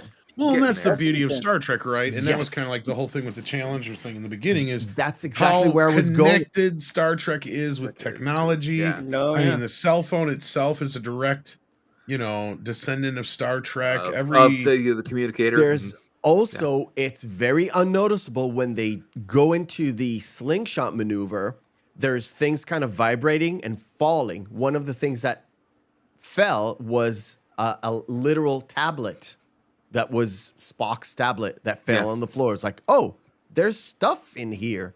It looks like everybody equates the tablets and stuff like that. Yeah. TNG, but this is the kind of the first tablet that you see, but it's so unnoticeable. Nobody thinks about it. TNG is much more like, oh, everybody's wearing that have that tablets running around instead of like big tricorder. Well, not always, but yes. Yeah. And she really doesn't believe him. Along the way, we kind of skipped through the fact that they discovered that their engine is depleted. That's why with the Klingon crystals, Chekhov and Uhura need the nuclear power the nuclear vessel. The nuclear vessel. Which side note, just as a lark, did no one pay attention to the fact that there's a giant indentation in the middle of this fucking field, the size of a spaceship? No. Well, they weren't there all that long, but yeah, they were there. It was a day, maybe a day-ish. Well, and that was kind of like I said. That was supposedly, from what I heard, the whole subplot that was cut out for Eddie Murphy was like he was a cop. He saw that, and then he was trying to prove they were there. Yeah, right. Which that would have been fucking great. And you know what? That would have been a better First Contact. Oh. But I just want to say real quick on the technology thing. Like, I mean, another thing is like they just influence so many things, and it's like I remember even a couple of years ago going, "Yo, I never bought into this whole idea that they can just go, computer, bring up security video this," and they got every fucking angle and everything they ever needed for everything. And here we are, just so many years past from when I used to say that was unbelievable. Here now we have cameras and everything that are so small. And we live in a world where we literally almost have angles from it. You could put a camera in everywhere in your house and nobody would know. Yep. You know, it's crazy how we've gotten to that point in just a matter of a few years. Well, we have Alexa and whoever has Alexa. Shame on you. Well, I would say, like, again, we're all men of an older age. I will put it that way. We remember how it was always stated as that Star Trek technology. Remember that was a utilized term. Yeah. And the mere fact that people who grew up with the original thing, like the guy who invented the sliding doors, literally I got that idea from the opening elevator, and now it's in every supermarket in the entire world. Yeah. So they get the thing, they get the energy they need. Uhura is being beamed up first because they have some sort of an issue with the nuclear stuff. Stuff's getting in the way. Yes, and then Chekhov was like, "Okay, I'm ready." And then when Chekhov gets taken, I love the remark, because you can't say this now, and I love the officer's remark to his, I don't know if it's a subordinate or his fellow officer, but he goes, "He's a retard or something." Yes. Yes. I know because that name. He's not calling a retarded person a retard. He's calling a normal person acting retarded. That's why. Because he's being in the TV version, don't they change it to Rusky? They did. I think my copy says retarded. Yeah, because I know, but in the TV version I had for years on tape, I remember it's like, well, something wrong with him. Yeah, I think he's a Rusky. No, the guy says to him, his buddy says to him, "What do you think?" He goes, "He's a Rusky." He says, "That is the stupidest thing I ever heard. Of course he's a Rusky, but he's a retard or something." Yes. I think they just cut that whole bit out. Yeah, maybe they did back then. You might be right, Clobby. Because back then it wasn't such a... For TV, they cut a lot of stuff. For TV, they do cut stuff, but back then they didn't care about that. I was saying, Tom, you're correct. They did cut out the retard part. We're like, maybe. I was going to say, back then they used to... He's a Rusky. They said believe it or that's not, the like, TD dubbed over. They might. Oh yeah, now they probably just cut there because it's like but back then, like they used to let the N word through. They used to let the FAG word through. They used to let the RE, all of those words through, and it didn't matter. Yeah. You mean the film? You mean the Film Actors Guild? Yeah. Yes, the Film Actors Guild. Film Actors Guild. Film Actors Guild. I'm Alec Baldwin, and I'm nice going. Oh, I'm not gonna even say it. Kapla. Film Actors Guild. Exactly. I did have to Now they stun just you. replaced the word retard with Matt Damon. There you go. Same. Matt Damon. He's he Matt leaves- Damon. He leaves a phaser Yes. behind. What is that fucking and a phaser? communicator. It's a Klingon one. Yes, But I've here's the never beauty seen of it, it. Clobby. really Where does he stupid leave it? Where does he leave it, With though? the Navy. Exactly. So Actually, I think there's kind of a CIA. Terminator The effect there. military. Yeah. Maybe And the Exactly. also, CIA, too- that guy might have been CIA. And also, side note, like, why did they just let him leave the room? Because they basically just let him leave. That's what they do. They don't try to stop him in any way, shape, or form. He just kind of fucks off. They're like, come on, little fella, put that down and sit. And he's like trying to fire, and then he turns around and leaves. All I'm thinking of was meth. And Tom, you'll get this reference. All I was thinking of when Tom Young was using the Orgasmerator when it was out of power. Oh, come on. I think at this point, Myers might have had himself written into a corner, and he didn't really know how to get this character out of here. Yeah, it's like, well, fuck it. Just Chekhov runs away. Just I don't runs. know. I And love that. then at the end, he's like, I can make it. And really, I mean, some of this movie does have some, I don't want to say like children's film, but like family film mentalities let's be to fair. it. This movie is outright fucking stupid at times. And you know there's times where the logic doesn't make sense, but I still enjoy it. Yeah. As much as I'm shitting all over it, I genuinely had a really good time watching this movie. I really did. Because I'm like, this is dumb, but it knows it's being dumb. This is why I say it's a gateway movie, is because like anytime I've ever had a conversation with anybody or ran into anybody's like, oh, I hate that Star Trek stuff. It's just not my thing. It's just like, look, I get that. But if you ever like whatever, just check out Star Trek 4. I bet you'll have yourself a good time with it. Yeah. And it might actually open you up to other Star Trek things, but yeah. Yeah, we get the whole bit too when Chekhov runs away and then jumps for whatever reason, and they're like, "Oh, well, he's in critical condition." Then all of a sudden, Sulu shows up with a helicopter. It's like, where did you get what? Well, there's a scene where he literally flirts with the fucking pilot. Yes, he is so that's it though, that dude. And I was like, "Wow, you see how I'm handling the stick?" Looking back at it, it's like, oh, he totally put on the Sulu charm and those military men. Yes, he likes a man in uniform. Yeah. So we get after Chekhov gets captured and they're trying to get him. We flip back to the good old Dr. Jillian, and she discovers that we already released the whales. We should have released them tomorrow with the whole fucking press and stuff, but no, we released them before to not have too much hype for it. And she gets mad and she goes to the Admiral because she goes to the park. That's where she dropped him off. And I love this where she was literally running into solid fucking. Well, where you could look right there and go, well, this doesn't seem fucking right. Well, you know what's funny is I believe that's a matte painting. Yes, the bottom it half is. too. Uh-huh. Yeah. Mm-hmm.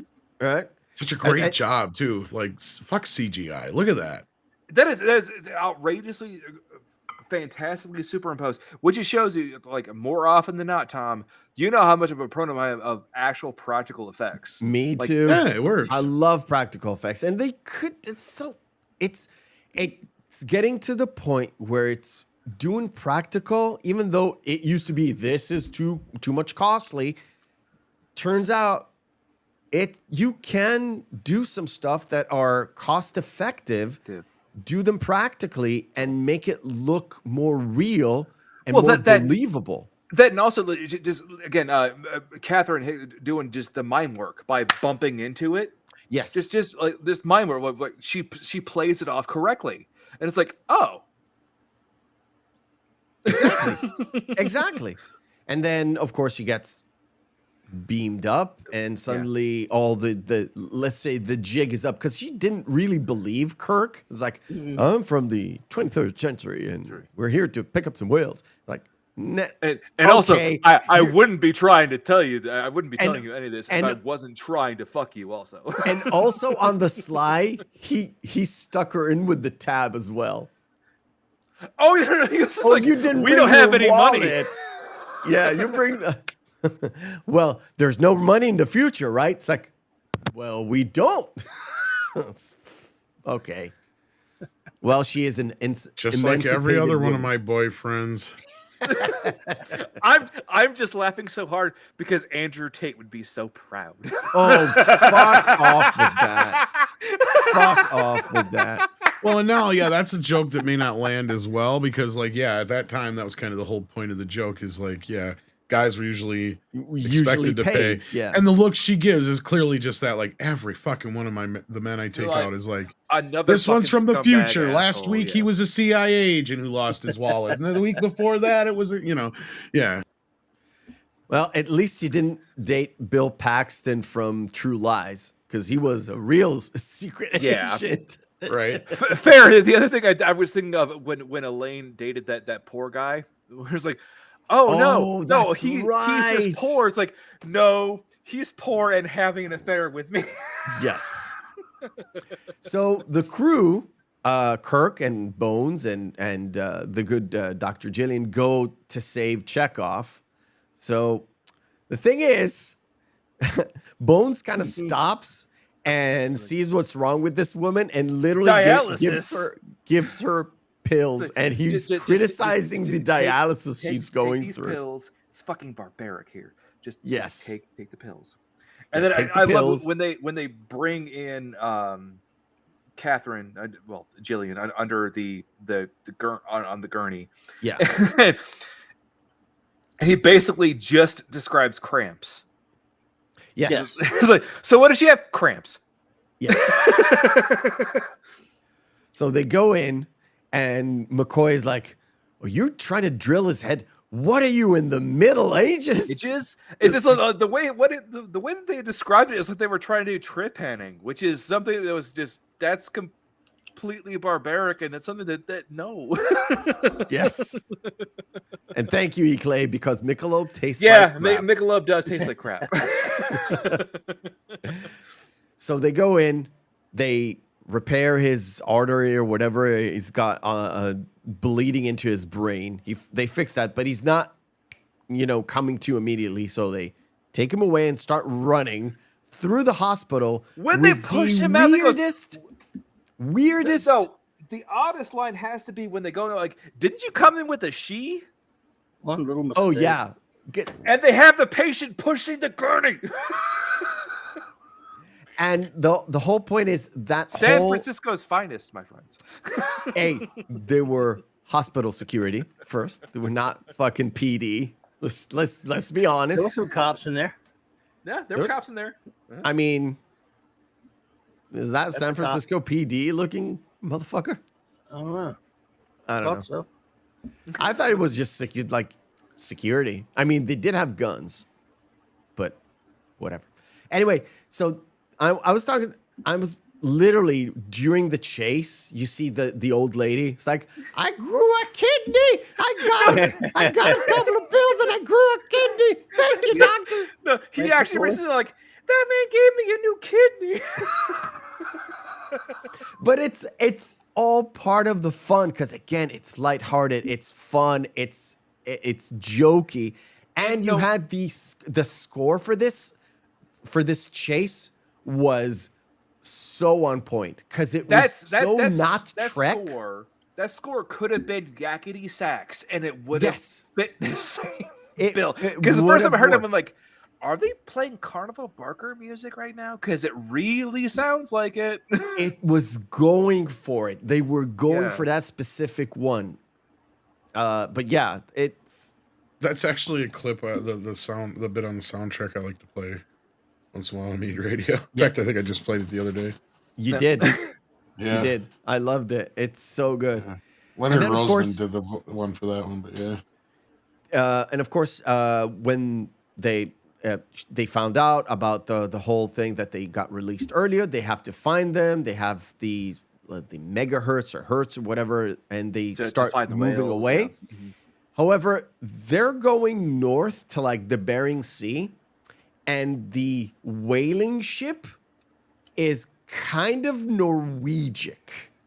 Yeah, which was like it's like well, you're off of They don't. the Pacific.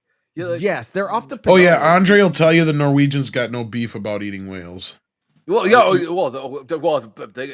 they definitely have no beef, but it's also like, why are they there? Like, how'd you get there? Yeah. You're far away from home, my friend. I mean, you're in the wrong ocean. The fact These are that they're fast-moving whales. Yeah, the fact that they're Norwegian is not my problem. I am fully aware of the whole Norway thing. However, it's so far away or so far removed from where they're supposed to be. It kind of is jarring. They could have just told him to speak kind of like Russian because you don't understand what they're saying. I don't you could think say they that, even or have actually would have been subtitles so or much something. better and so much easier. Would be like make them Japanese because Japanese whaling ships they're still out there, and they so can Well, be in the Bering Sea as well. You can see Russia from Alaska, you know. So Yeah, technically. It's just- And of course, it when was they so odd. That was when a they deep do get dive, to him, they sorry. like reveal themselves in front of the ship, and There'd be the ship is whales like, here. "Yeah, Okay. we're turning." Yes, I do have to say one thing too. When Jillian hops in and grabs Kirk while he's being beamed aboard, doesn't that cause issues? that as stated before? that is supposed to cause issues. Yes, I was like, wouldn't that be kind of like a fly situation? Scotty would have figured it out. Yeah, Scotty figured it out. He's like, that dastardly woman, she jumped in. Now I've got to figure this out. It's gonna take me a whole of 2 minutes. Yeah. Fucking Kirk and a silly coos. I never understood why it's such a big calculation to do one person or 400 tons and a fish. It doesn't matter though, as far as her jumping on him. Remember, and just in the previous film, Kirk had to hold spot when they beamed up. Two people. It has True. been one of the most possible. inconsistent things in the history of Star Trek. What, It's gotta beaming? be. It's Yes. very inconsistent because there have always been Yeah. issues with this. Like, oh, well, we can only transport one person at a time, or it will Well, cause like a temporal anomaly, or Well, like there- we can't malfunctions and safely stuff. transport you, or again. So Yeah. What if there's they're pregnant? always yeah. Exactly. Now, people have touched each other and beam all the time. So, Well, all I'm Yeah, saying it's is, just- Tom, that's what we call the one hell. It's of a morning convenient to after have a problem when they need a problem, basically. exactly. That's what the writers. the thing with and beaming. Let's be real. Beaming is kind of like, it's almost ironic that they use it as the way they do, because the whole reason it was made in the first place, and Clobby will tell you this, is because Roddenberry didn't want to waste the time of showing them taking shuttles from the ship all the Back time to and the forth, planets. It was also because budget, it would waste too much time. Exactly, Yes. and not to cheaper. mention budget. Mm-hmm. And I was just gonna say, yeah, cheaper. Yeah. Yep. Cheaper. That was really the biggest concern, was the budget. Well, So in that, it's kind of let's- ironic that how it gets used as a Deus Ex Machina. or whatever. Yeah, Exactly. it is. It's constantly a Deus Ex Machina. Well, we can't do it this time, but we did it before. But nah. But it also too, when it comes to the concept of general like teleportation to begin with, is it's one giant existential crisis because matter cannot exist in one form or another. So like you're basically Well, and the whole idea dying of it is and that you're becoming a being new version of reconstructed. yourself. Yeah, it's like don't let me get Mrs. Meth here. So it's because like, we'll be I've sitting died here so many for hours. times. I honestly think that the transporter is one of the last things, if ever, the only thing that will never be duplicated from Star It Wars. can't That be. and the thing that like really makes like whatever you want it to.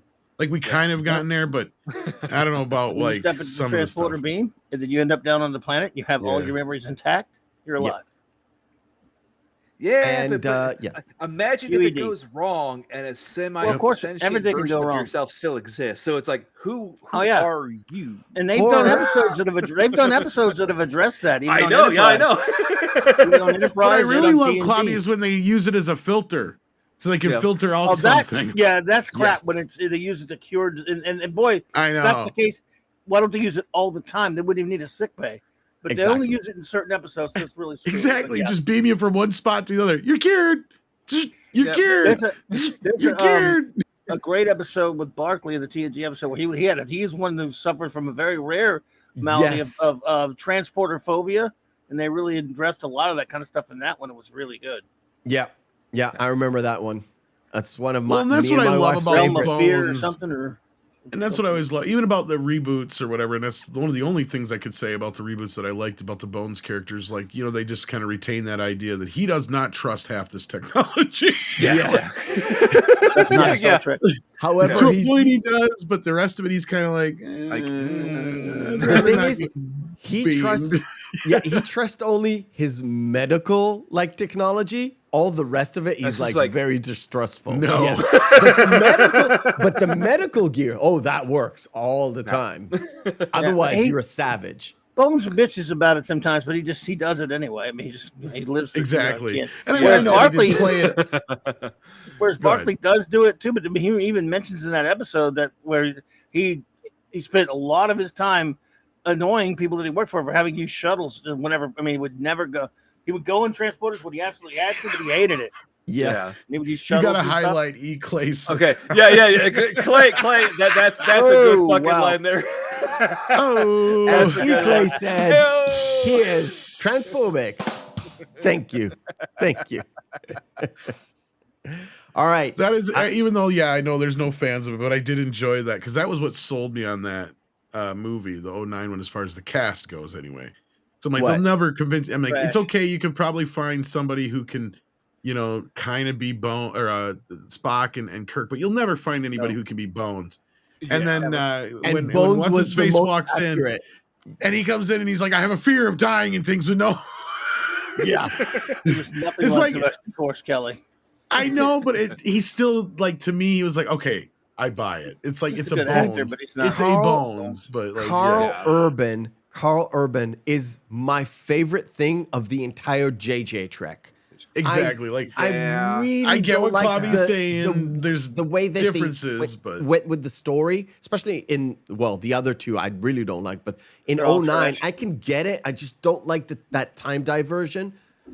It's fine, but the fact that Carl Urban sells Bones, I'm like, yes. And that's what I'm saying. I'll never I understand. know Clobby, he's a little different than the original one, but I just love that he has this curmudgeon attitude towards anything technological. But he gets that part. He has this curmudgeon attitude towards everything, but anything he trusts. Right. Yeah. That's the one thing he does nail in the Bones. They got the name wrong. They got all the other shit wrong. But look, that's one thing. And even just the way he presents the character, because you need that, right? Bones that's this one thing. He's that attachment to those old guys who just don't trust anything. Everything's a conspiracy. I was thinking in so many ways too, where he had just come off of Dread, where he kind of brought that. No, he did that way before he did Dread. No. Dread was a little later. 12. Yeah. 2012? Okay. Yes. Yeah, 4 years. Oh, wow. Don't get me started on Dread, by the way. I know where you were going with this, but yes. It seems it's 2009 and then 12. I'm sorry. I misplaced. No, he had the bigger things he had done before this was Lord of the Rings and the thing is, Carl Urban had done a lot of B Carl movies. Urban. Yeah, I'm trying to think of the other thing he was in. He's always working. He always has a project. Or for a time, he had always had a project. Was that? He's now in The Boys, right? I don't like The Boys, but he's in The Boys. The Boys is fantastic, by the way. I know it's in the back burner. God damn it! All right. Before we kind of end it, because we basically have one big gigantic set piece, and that's about it. We'll do our second game of the night. It's called Screen Fighter. Yeah. Round 1, fight. Fighters, where we take two movies, pick which one is the best one. If there's no discernible difference between the two, both of them are good, both of them are bad, we fall into our criteria, which is Friday evening, Saturday evening, out with the boys, out with the girls, out with their significant other. 2 movies in a vacuum. Which one will we pop in? Chat participation is most welcome. This first one is a layup. Oh, geez, easy. Oh, come on. Secret of the Ooze. Secret of the Ooze all the way. And I love the Christmas ad Agreed. there. That is amazing. Even how fucking creepy those posters turned out to be. I even love Ninja Rap. I'm telling you. Who right does Oh it? my god, that is a fantastic Little Mermaid All right. poster. That is The Little Mermaid, the original Little Mermaid, or Misery? Clobby, God, this is a tough Clobby, you one. start, Clobby. Clobby? Well, I'm a little biased, but I'm going to go with The Little Mermaid because not only do I do find it to be a delightful film, I'm an old man, and my kids were very young at that point. You know how many rest hours I was given by sticking that VHS on and having two toddlers mesmerized for an hour and a half? Imagine how much more rest you would have got if you put on Misery instead, Clobby. I'm just saying. And just put the fear of God in them. Oh, that's right. You see in the movie, you'll not get out of it. the cock-a-doodie car if you keep it up. No, I'm Yeah. just kidding. I'll stick with Mermaid.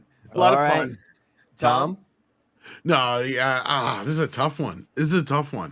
Because unlike Clobby, I didn't have kids at the time, but I was a kid at the time, and I kind of consider The Little Mermaid my last Disney movie because that's when I was 9 years old, and then after that, I was a teenager. Pretty much the next time we get some more Disney films, because it was like 2 years or whatever till we got Beauty and the Beast and Aladdin and whatnot, or Aladdin was next, and then Beauty and the Beast. So yeah, Aladdin was kind of there for me, but at that point, I was kind of like, that's baby stuff. So Little Mermaid, last Disney film for me. It's tough. I do love it. It has the best music of any Disney film. But Misery, oh my gosh, talk about a tour de force there. I mean, and arguably one of those films where the movie is almost better than the book. Because the book is good, it's great. Feelings has all the Stephen King books in his house. Yeah, I actually, my mom actually has all your mom's the fine. books. I think it's King's personal favorite adaptation, if I'm not mistaken. At least it was for a while, anyway. It isn't until Dr. Sleep is now his favorite. I was gonna say until Dr. Sleep maybe or something else, but at that time I was pretty sure that he would. Misery Misery was his favorite adaptation until Needful Things. Okay, Needful Things was fantastic too. Yeah, but oh gosh, yeah. So this is a tough one. I mean, you got Kathy Bates and her signature performance here. I mean, can I draw this one at a tie? In Rose Red. All right. All right. Tom is at a tie. Feelings? Yeah, I can't choose between these two. Well, oddly enough, I saw the Little Chat Mermaid crew when is I at was a tie as well. I saw Little Mermaid when I was 5. I saw Misery when I was 6. Damn, I'm old. Wow. I love Misery. Misery loves company. Misery does love company. The film is so fantastic. It's hauntingly dark. Well, both of these are nearly perfect films. That's the problem. Yes. And in so many ways, it's actually more apropos now than it has been before. Because given the current climate, could you imagine someone who's going for social clout or whatever? I'm out here out in the woods with my million TikTok followers, and they get trapped by someone who is one of their fans. You could see it happening still. Little Mermaid, I still love it. By the way, fantastic poster. But I think the reputation of it really got tarnished with the very, very unnecessary remake. I agree. They always putting those two movies in a vacuum. You would think I would go lighthearted, but sadly, this is fucking Disney, so nope. Misery. It was easy for me. Pleasantville or Adam's Apple? Never seen Adam's Apples. All right, so I can't, cool, because I haven't seen it as well. Me either. I have, but yeah. Okay, Charlie's. Oh, okay, here we go. Okay. Pleasantville, easy. I didn't care for any of the Charlie's Angels films. Interesting. I Clobby? didn't care for any of them. Never saw Pleasantville. I've seen Charlie's Angels, and so just to watch that I like Pleasantville, Clobby, actually, if you've seen it. If you haven't seen it yet. I think you might like it. I would say Meph, go ahead and haven't seen it on Pleasantville. That would be a problem because I've seen it. We have enough Clobby votes. has we have enough, but we have enough votes for Pleasantville. I'm pretty sure. Yeah, let's just say this. I love Charlie's Angels. Pleasantville is you would not think to like, okay, we need a popcorn film. We would probably pick Charlie's Angels, but Pleasantville is a much better film. Yeah, it is. Pleasantville is what all these woke mofos wish they could do now. And they did it perfectly and brilliantly. Yes. Because the whole movie is predicated on the idea of the color is, you know, the idea of temptation. Because what the movie's about, Clobby, real quick, unless you're... I know of it. I remember seeing the trailers. They get like zapped into this old TV show, then as they're contaminating this perfect little world, things start to become color, and it's introducing sex and mayhem and all these other things, and it's just the allegories in it are just astounding in the way it was done with the technology at the time. It was really well done, and especially if you're a fan of older television, you'll really dig it. I think. I'm sure it's better than Charlie's Angels. Oh yes, by far. And I have not seen Black Swan here, but cute enough as a dopey, fun movie. But I mean, the second was awful. But all right. I think I would just pick Scarface even if I had. So there you go, because I got the poster right there. Scarface or Black Swan. I'm surprised. I'm surprised. I'm kind of biased here. So you might. Yeah. I mean, I'm still gonna always go with Scarface because it's a fucking classic for a reason. Now that I messed my shit up. This one is the Italian one, I think. Yes. Yeah. Clobby? I haven't seen Black Swan, and I've only seen Scarface maybe once. Yeah. Well, oh Lord. So a goofy movie. You'd be surprised the movies I haven't seen. Even I'm surprised the movies I haven't seen. What? This is Goofy? An oddball. I haven't seen Goofy. I really like it. I fucking adored up against Scarface. It's not even. It's Scarface. It's always gonna be Scarface. Man. I hate the Goofy movies so much. It came at a real bad time for me as well because I like I said, I don't like Disney that much. I'm more of if we're talking cartoons, I'm more of a Warner Brothers kind of cartoon guy. Oh yeah. But 95, I was 14, 15? There's no way I'm watching fucking Disney.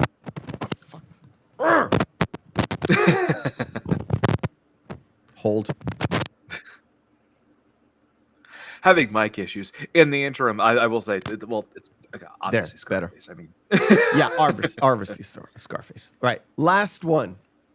The Score. I have not seen The Score. Oh my god! Both of these films are actually really good. American Graffiti. Yeah, that's too. There we go. Graffiti. Better. Yeah. Well, it's American Graffiti then. I mean, come on, that's easy. I mean, American Graffiti is a fucking classic, right? I know. We're Clobby. You're also American Graffiti. Absolutely, but I haven't seen this other Narnia movie. You haven't seen the Narnia film? And I told you, you'd be surprised at the movies I haven't seen. All right. I watch what I want to watch, and until lately, when I have to. Well, you should know Thunderball at least here. Oh God, I love it. I mean, it's not my favorite Bond film, not even my favorite Connery Bond film, but easy to go up against Sinbad, which nobody I think seen here. That's a clear. I think no one has seen Sinbad: Legends of the Seven Seas. Before I'll switch it. Is Sinbad one of the last Disney animation? This was when DreamWorks was floundering. This was like one of their pre-Shrek movies. Yeah. Was this before Treasure Planet then? There we go. Fuck. There we go. All right. 12 Angry Men. Oh God, yeah. Thunderball. 12 Angry Men. I don't know what it is. 12 Angry Men came up for me and as a suggestion, like a clip of it as a suggestion on YouTube. It's like, why is it so fucking random? But yeah, 12 Angry Men or Thunderball. 12 Angry Men. It's one of the most perfect films ever. I gotta go with 12 Angry Men here. Yeah, I do too. Even though I love Mission Bond films, it's powerful. 12 Angry Men. It is. Now, if it had been 11 Angry Men, or 4 Angry Men, yeah. Bond lost. I win. We're not going to talk about it, but I clicked on 12 Angry Men. Thunderball. And the next pair is this. Dick and Jane. Oh, wow. Robin. That's a tough one, man. Both are equally I bad. had to say, I'm just saying that have to go with Fun and Dick and Jane, just because I got to use a joke. I'm like, we're gonna go watch Fun with Jane's Dick. I mean, Fun with Dick and Jane. You know what? I'll tell you what, though. Clobby will tell you. We went on for what, like an hour 2 weeks ago, roughly, because I had recently. It was for the Flash films. I rewatched all the original Batman films. I kind of found a newfound love for Batman. No, actually, I enjoyed Batman Forever more than I did in a long time. Batman Forever is still okay. It's still found a newfound respect for Batman and Robin. I mean, I was that's going to take some doing. I know, but I was half-assed joking all this time when I would say, "Oh, the Batman is the worst Batman movie yet," and people would say, "Even worse than Batman and Robin," and I would say, "Yes." Now I'm not just lying; I'm telling the truth. Like I had fun with it this time. I don't know why. I guess I will say that Paul has it perfectly. Like the Bat credit card expiration never. Exactly. It says Batman Forever on it. Yeah. I'm going to go back and watch it, and I'm going to be mad at everyone for trying to talk me. You probably will be, Clobby. It is. You'll probably have a similar reaction you did to Supergirl. As an old comic book fan, do yourself a favor and don't, man. I think Tom might be suffering some kind of just brain hemorrhage right now. I watched it in '97 at the theater, then I saw it on TV once later. It's horrible. Just watch it this time knowing that Schumacher apologized. He did. He's a good man. And looking at it from like, this is his version of this is basically his movie version of the 60s series. And you might go, you know what? Listen. I saw Batman and Robin with my friend when I was a young lad. And both of us were sitting there going, wow, this is awful. What the fuck are we watching? I had that same experience with a good friend of mine. We went to see this in the theater. And then we did like a double feature with this as the main one. And the other one, I don't even remember. Some fucking stupid I will say though, Clobby, it is nice to meet you. Nice to meet you. Anyway, chill. I think I view Batman and Robin the same way I view The Room. It's one of those bad movies that you put on to just laugh at it. I think the polar opposite. I think Batman Forever is that film because Jim Carrey just goes over the top with the Riddler. Okay. Where you can laugh at it. Ridiculous as Batman and Robin, though. Come on. But you can tell how much Tommy Lee Jones hated to work with Jim Carrey. Yes. In Batman, like there was just animosity between. Like you could feel like, I swear, Jim, if you get close to me one more time, I'm gonna punch you in the face, or they're gonna need to do a square mile radius to find your pieces. Every outhouse. I don't even think he got that animated with him. From what I heard, the only thing he ever really said to him was like, "I don't care for your buffoonery, and I don't like you." Yeah, no, that's true. I was trying to use the fugitive line as a joke there, Tom, but yeah, no, Tommy's just a man with few words. Yeah. Like he don't fuck around. He's there's a reason why he's that prickly in real life. Yeah, he's just like, I ain't got time for this shit. Well, there's the reason why he has been the spokesperson for Boss Coffee for what 25 years. I'm here to do my job and get paid. Yeah. Don't have time for this crap. Tommy Lee Jones suffers no fools. So Spock takes his best guess and gets the dirtiest look from Kirk, and having been goaded to take that best guess from fucking McCoy, no less. They're just like, and then all of a sudden the whales are singing back and forth, and then the probe just goes, okay, and fucks off. They told the probe what to go do with itself. Yep, I did. I love the fact that it's like, you taking a guess? That's extraordinary. Yeah. I love that. The whales are just like, you will not believe what just happened to us. Yes. So they almost go like a in. BuzzFeed line. Oh my God. Holy shit. You would not believe what Spock just said. And 48 new ways where you can shed 10 pounds in 10 days. Oh God. Is BuzzFeed dead and buried? Oh, yeah, it's dead. Whale and Spock in secret love triangle? Oh my God. Oh my. Oh my. So we get we get to see the old crew get slingshot back around the sun, saves the whales, and they crash into the to San Francisco Bay. By the way, they had ILM had issues doing the shot where the bird of prey kind of goes underneath the water, the bridge. Originally, they had it on strings and stuff, but they couldn't do the shot that kind of looked believable, so they had to do a full on composite. Still turned out quite well, and a lot of people that I've seen like researching for this said that they're very happy with what they came out, because it's exactly what they wanted to have, kind of coming from the not shadows, but the clouds, the whole like mist. Well, these guys, they love these kind of challenges, right? Because yeah, one shot like this is something, then they can apply that to a bunch of other things. It's the same kind of thing with CGI now. It's, well, and also just a testing ground kind of thing sometimes. The makeup artist in there, wow. What? They were able to keep Spock's makeup like impeccable. Yes. With the ears and the eyebrows, making them so they were still impeccable in shots where he was just inundated with water. It's like that's really well done. Especially when the sun comes up and Kirk is literally pulling down Spock and throwing in the water. It's like, okay, cool. Yeah, so it is really well done. So the probe kind of listens to the whales, apparently, communicates with them, and just packs up and leaves. Fucks off. Continues to the next planet that they were gonna destroy or whatever. Oh well, apparently you have humpback whales here, where there are no other humpback whales. So wherever we're gonna go next, that planet is just screwed. Yep. Right. Exactly. So the crew of the Enterprise, I need to get the perfect shot where.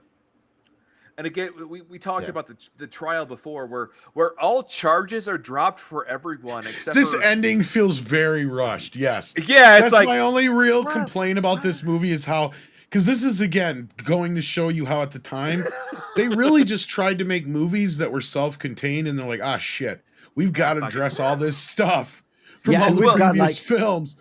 And let's just cram it all in the last 5 minutes here. Seriously, just like we got 2 minutes left. For how much credit I gave the makeup artist then, look at it now. Wow, that looks terrible.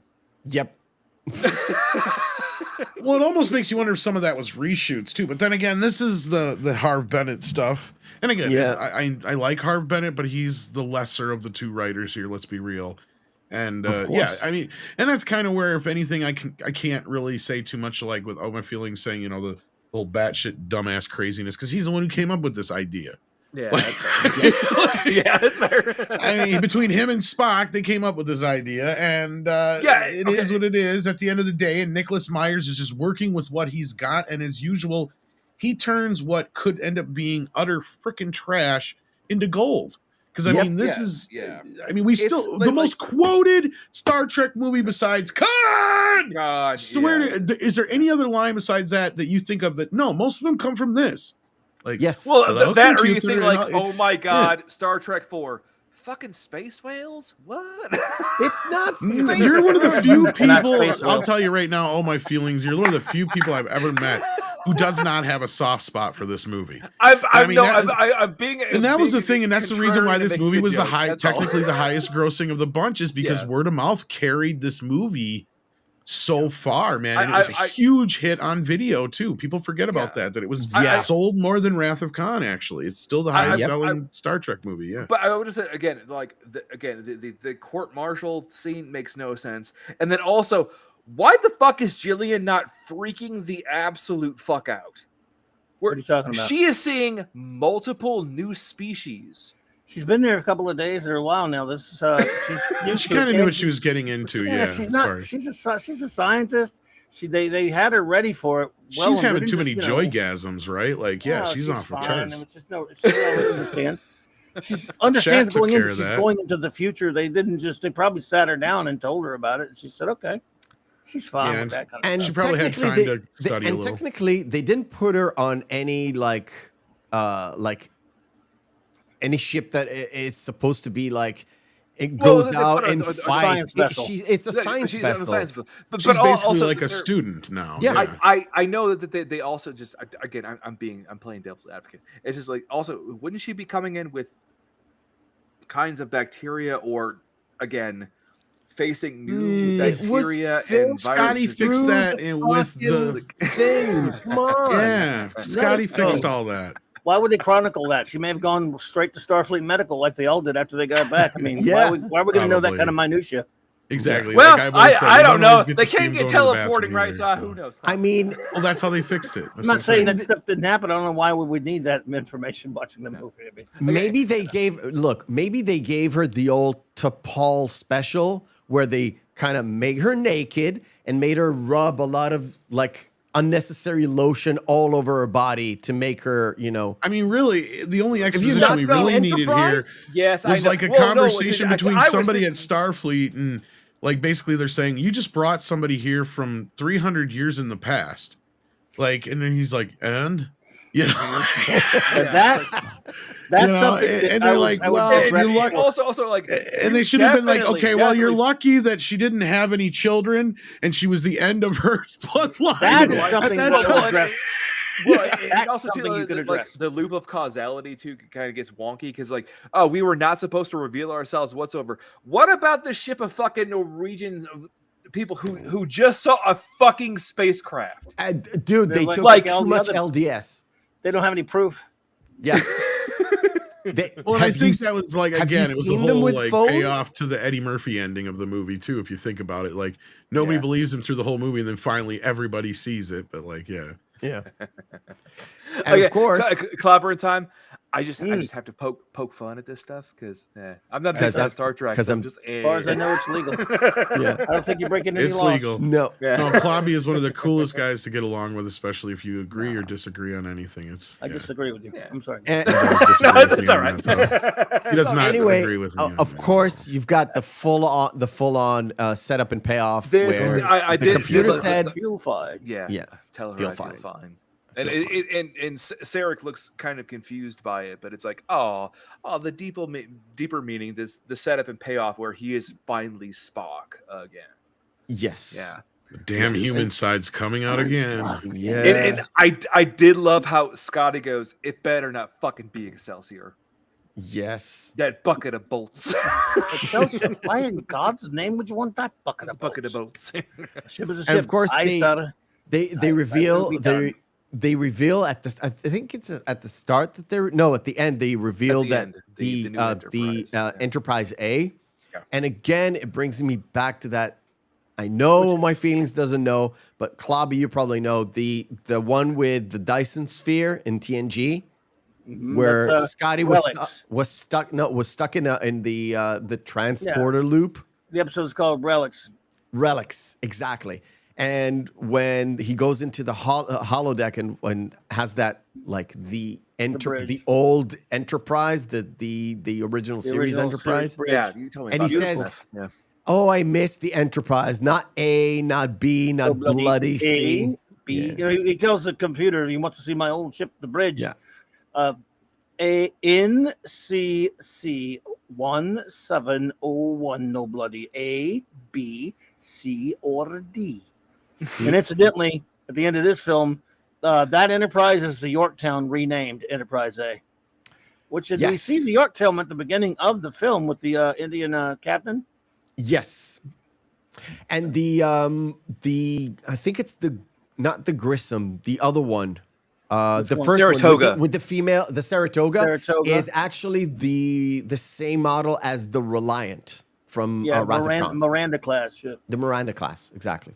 It's not even the same Miranda class. It's literally the same model that ILM used. Oh, I'm sure. Yeah, for Khan. When they mention the Yorktown at the beginning, I don't think we see it. They just mention it. They show the shot of the bridge. But Yes. So, but according to Enterprise A is the, and I must say that ending, man, it gets me every time. I mean, it just yeah. My fifis, Mr. My feelings, my fifis. Oh no, it like a raw nerve. As not even a Star Trek fan, I'm like, I mean, he goes, my friends, we've come home. And then they play that music. Oh, Oh, you They got played me. the original series theme. Yes. Oh, it kills me every time. I mean, Like, especially the first time I saw it in Tom, the theater. Every they time. made my moniker true. Ow, I feel it. Yeah. Correct. I love it. All I right. gotcha. That kind of brings us to the end. We'll do a quick wrap up because it's getting late for me. The whole point is it's the third of the trio, Con, Search, and this one. This one, again, we said it many times before, lighthearted it's like they meant to do this lighthearted. They meant to do this kind of Star Trek that is not Star Trek, but are using sci-fi themes with the time travel. They are in space, eventually are in space, but most of it is fish out of water kind of story, and is very, very unique to the series. More like My Feeling said, more like an episode of Star Trek, one of those bottleneck episodes, and overall a very interesting way, and especially because it literally led to one of the, if not the worst, well, it's the worst of the original Cruise movies wherein Depends on who you Final ask Frontier. anymore, but yeah. Yeah. Because now the After fifth film has had some after resurgence as far as popularity, yeah. I revisited lately on my channel, and it's not that bad. There are bad scenes in it, and but it feels like it's very, very rushed. So you Is don't Kirk get being like Tom explanation. Cruise indulgent? Yes. Yes, But there's Yeah. some great stuff in it, and it is the only other one I would argue of the movies that feels like it could be an episode. Because the God creature is something straight out of a fucking Star Trek episode. yes, And I mean, the stuff Yeah. with Spock having a Yeah. brother, that has been the whole point of contention with most fans. Yeah, I that's know. it's very odd. Yeah. But that being said, over the years, I have grown to like it a lot more. And even people like, famously Doomcock have stood up for that film. No, but still, I would Interesting. agree with most people 2, 4, and 6 are the better of the films. But I've also gone on to start loving the the original motion picture a little bit more than I used to and stuff like that. So, dude, I kind of like them all. I really. self-confessed. Clobby, you were going to say something. So I sorry. self-confessed. Sorry, Clobby, go ahead. No, I was just gonna say you'd be shocked. It's too much of a rabbit hole. I actually have a lot more problems with 6 than any of the films. Really? Because I was just gonna say that recently, like in the past few years, I've grown to like The Undiscovered Country more than I like Wrath of Khan. It's to me, it's depending on which day. I like it, but it has some issues at the here ending. and I don't know there. if that's It what has Clobby's issues. talking about. But Far too political, on the nose garbage in it for me. Of the time periods, that was a big time. I was big Kinda into proto-woke. politics at that time. It's very woke. Nicholas Myers is a pretty big hate monger, bigot when it comes to political views. And he in this movie entire movie is based on a walk on the beach between him and Leonard Nimoy about the Cold War, Gorbachev, and all those things going on at the time. I know. And as someone who was following politics at that time as a young adult, it really angered me. But this has so many wonderful Trek character moments. I still love it in my heart. Don't get me wrong. But I have a lot of problems with a lot of really out of character things they do just to set it in modern day without going too far deep into it. I never thought I know about what it that you're way, going Clobby, for. but that's a good point. Like, Why would that's Starfleet probably one Admiral of the say, most. No, go ahead. No, I was just going to say that was one of the most. Because we talk about how neutral Trek usually is, and they don't generally give you the answers. And when it comes to they can do a lot of social commentary and allegories with just making you think. This is one of the few times where they were really on the head. I never really thought about it that way. And Gorbachev. You had there's a scene at the beginning where Admiral Cartwright, a Starfleet admiral, says Klingons will become the alien trash of the galaxy. Federation people don't talk like that. 20th century people talk like that, not 23rd century enlightened Federation Roddenberry type philosophy people. Yeah, no, they would probably say something more along the lines as we will have nothing but issues acclimating them to our way of life or something like that. Nor would they have a conspiracy like that they did. I mean, I hate all that political. Again, because it's our last outing with the original crew, it's irresistible to love a lot of it. But yeah, that and 5 were both the wrong idea for a story for a movie. Could you agree, Clobby, that the ending scene was almost the best send off of any crew ever? That was beautiful.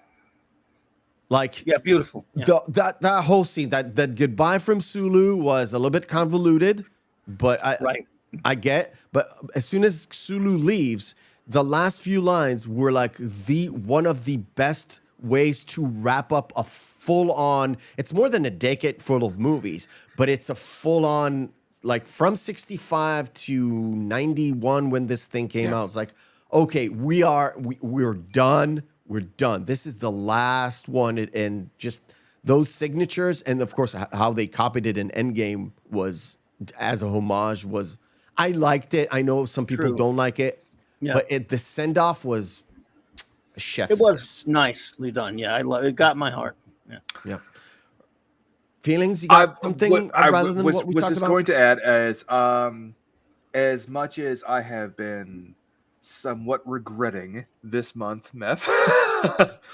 I will have to say I have actually genuinely enjoyed myself with the last two films. Perhaps I need to go back and do a rewatch of the original Star Trek again. So it helped to reopen my eyes to something that I have culturally blinded myself to, out of just the fact that I didn't like it when I was younger. That's reasonable. That's reasonable.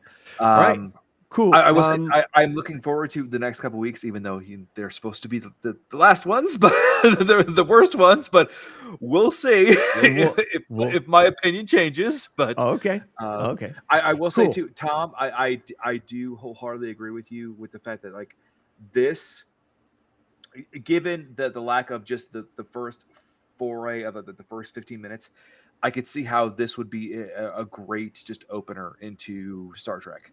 Because it's a great, and even if you're just not even wanting to do Star Trek, this is just a good movie to watch with somebody who's not a Star Trek fan. Just some great lighthearted comedy where you go, you know what, I kind of want to find out more about these characters. So you know what, I'm going to watch the other films. Exactly, it's a good intro to the characters in a sense that I know there's some bits that are a little goofy, but they all have their little moments. You get to know who they are. Everybody has something to do, and through that, like, for years, because I was never a Star Trek fan, but that movie was one that I had on video, right? That Star Trek 4, because that was always my mom's favorite one of the bunch. Either my dad was never a big Trek fan, mom was more of the Trek fan, but she didn't really care for any of them but that one. So that was one we always had at the house. But it wasn't until I was an adult and I went out myself, because I had seen TNG vicariously through cousins and uncles and stuff throughout the years, just random episodes, and I started watching it myself because it would start showing it every night after they would have the news at 10, Siskel and Ebert at 10:30, and then they would have Star Trek Next Generation right after that. So I caught up with random episodes because they were at this point they were already in like random syndication. They weren't even playing them in order as far as I know. So so I was just watching them from time to time, and then the movies started coming out in theaters, the Next Gen movies. So my cousin started dragging me to those, and that's really where I started getting into more Trek. But I ended up getting just oversaturated with it by the time we got to Voyager and Deep Space Nine, to where I was just like, that's just too much for me to consume. I haven't even seen all 7 seasons in order of TNG as it is, so I have no idea where any of this stuff's at. Like, I was just completely so I just kind of checked out. I came back in for the first 2 seasons of Enterprise, but I was a little late to that game. So as I was in the midst of catching up, watching Enterprise, the fucking show. Yeah. So anyway, if you didn't watch the whole of TNG, going into Enterprise, especially the first couple of seasons, it's a rough watch, because the best season is actually 3. I actually love the show from the beginning. I'm one of those weirdos that will defend Enterprise to the death. I liked the first 2 seasons. It was the third season where I kind of fell out of it, and when I heard they canceled it, I was like, fuck it, no sense of me continuing. I don't like war arcs in Star Trek. Oh, okay. I like some individual episodes of the third season, and I think they're wonderful. You're with me. I didn't like DS9 that much. Oh, we just got the reviewing it on our Saturday Night Star Trek just this past week. In fact, all of it. And I hate the Dominion War. I hate the 7th season more than I ever thought. I like the show in some elements. The Babylon 5 is a better show. And that's what it's all about. Fuck. Babylon 5 is fucking fantastic. I love Babylon 5. But DS9's likable, but it's flawed bad.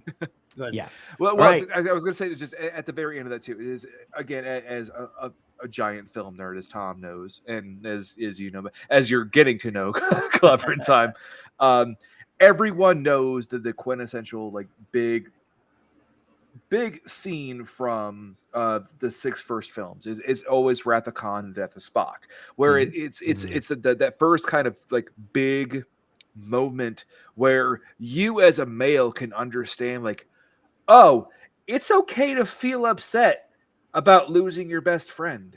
It's out of all the scenes, whatever I want, the best scene in all 6 movies was the Spock death scene. That scene, yeah.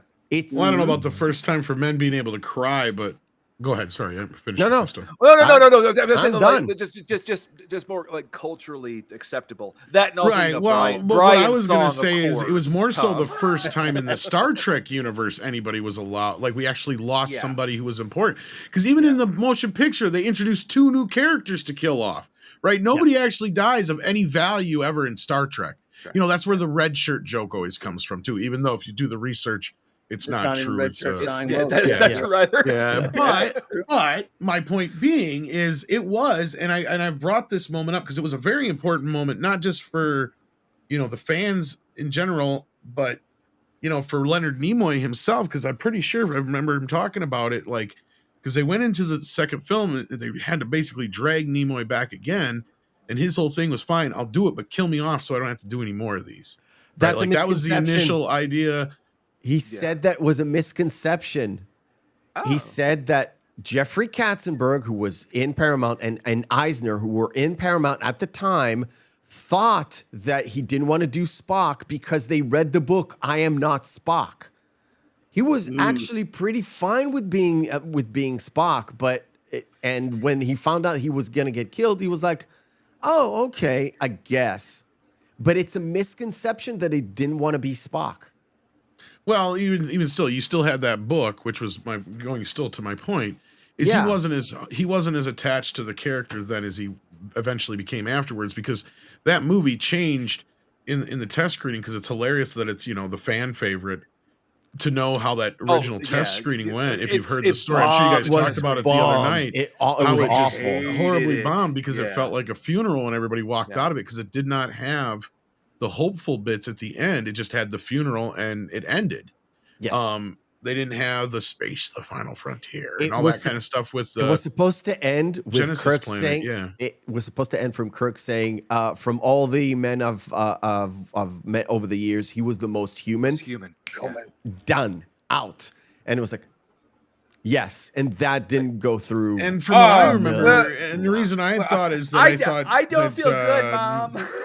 Nimoy basically had said, "Oh shit," he was like with all the rest of the folks, they kind of realized what they had done, and I think that was where he kind of realized how important that character was, just to just pop culture in general, to these fans.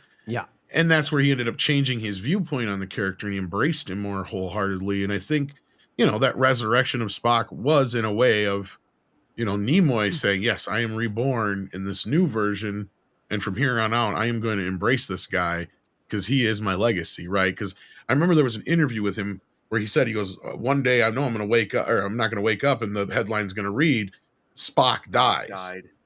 Not Leonard Nimoy dies, Spock dies. So he had to kind of embrace that idea. When his son did the documentary, he mentioned that.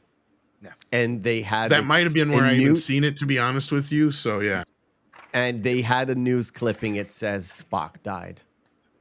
Yep.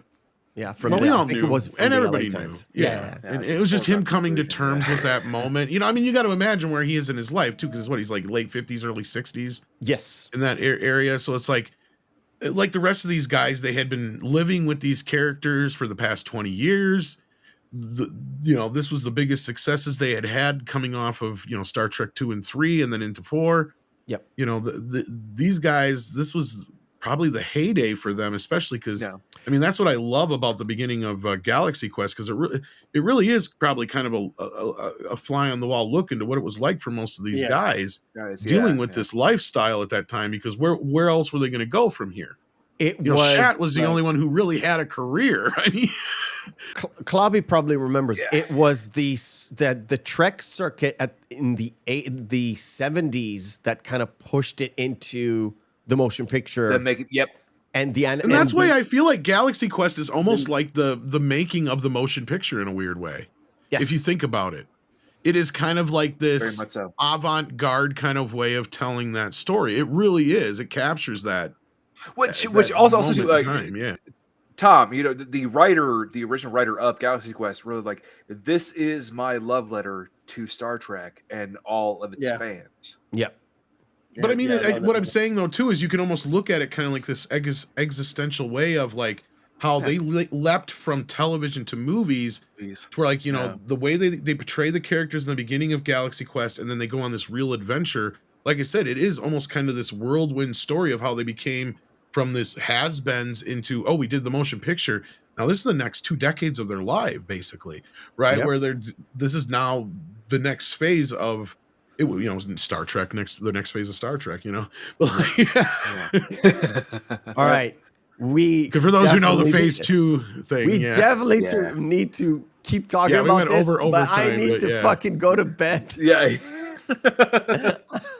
You can get Clobby and I going for hours on this kind of stuff. I know, my man, but I have to wrap up at some point. We gotta get because it's about 5 o'clock in the morning for Meth. So it's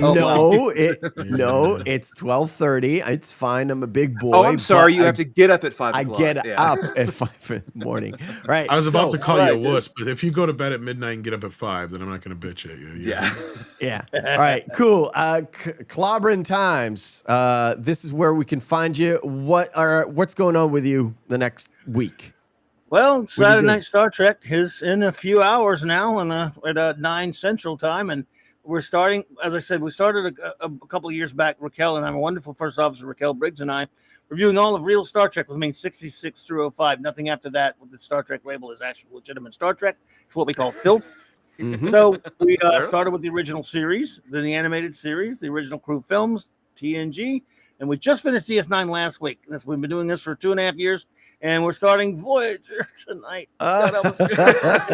Voyager Enterprise to go. Tonight's the first Voyager. So, Clobby, may I ask, are you also including the Futurama episode? No, sir. Nothing against it, but we're not included. Say nuclear vessels. Nope. We're doing enough with the shows as it is, but we're just going to do the pilot tonight. But after that, we do 4 episodes a week. You know, and of course, Monday nights is Monday Night Mark C Comics Talk, which is just different. Sometimes I review comics, but just a main basic open comics talk and things like that. I do go on my buddy's J-Man's channel on 6 early Monday nights on 3 times a week to review. We're reviewing all of the Legion of Superheroes chronological appearances in order. But if you got any comic fans out there, Monday night's Comics Night at Clobburn's Times. Cool. I may pop in to say hello because I would love to talk Please to you do. about comics, my friend. Please do. And I do Wednesdays and Thursdays as well for different stuff. And of course, I'm hanging out with Tom whenever y'all have me on Tuesdays and Thursday nights, you know. So, and Tom, how far Disney will go down this coming week? Because that's like every week is like a new week for Disney. It's a brand new low. Even our views on the Disney videos are getting low. I'll be honest with you. People have just kind of lost all interest in general. But no, I stream literally every single day. You can find me on Monday, Wednesday, Fridays on the morning show over on the main channel. You can find me on Tuesdays and Thursdays hanging out with Clobby and the guys over on Toxic Femininity coming back. Toxic Femininity. Yeah, we take breaks from time to time. This week was my fault because, long story short, I was supposed to go see MI7. Things got in the way, so I didn't go. But I had already called off Toxic Femme because Mikey at Mexican Iron Man was my backup producer, and he was also going to Mission Impossible 7. But even though plans change, I let the ladies know, and they're like, well, we have plans for this already. So I was like, all right, well, never mind then, since you already have other plans. I didn't want to interrupt their plans. So yes, it should be back next Monday without a hitch, but it does seem to be that we seem to always take like 1 week a month off. Take that as you will. I'm not going to read into it any more than that. But yes, as I was saying, you can find me on Mead at 6 p.m. Central every Tuesday and Thursday.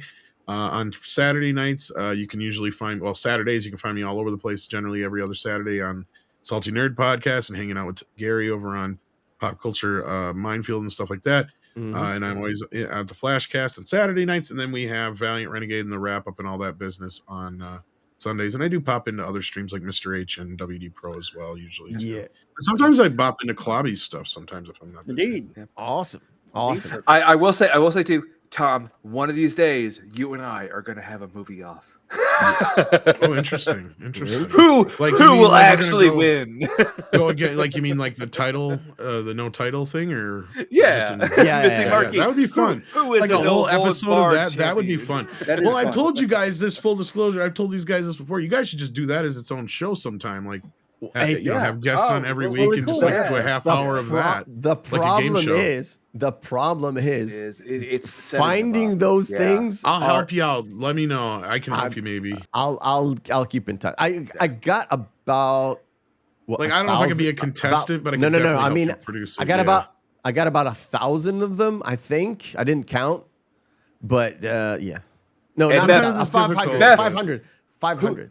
Who came up with the idea and name? Shut.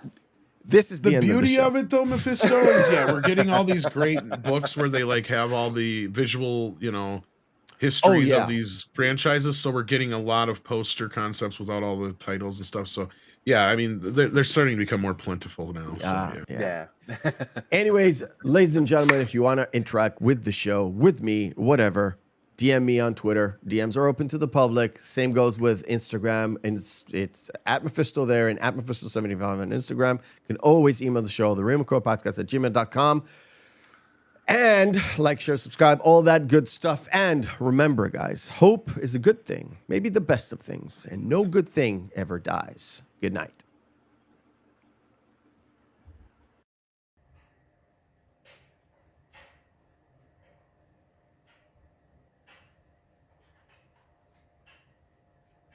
You're still here?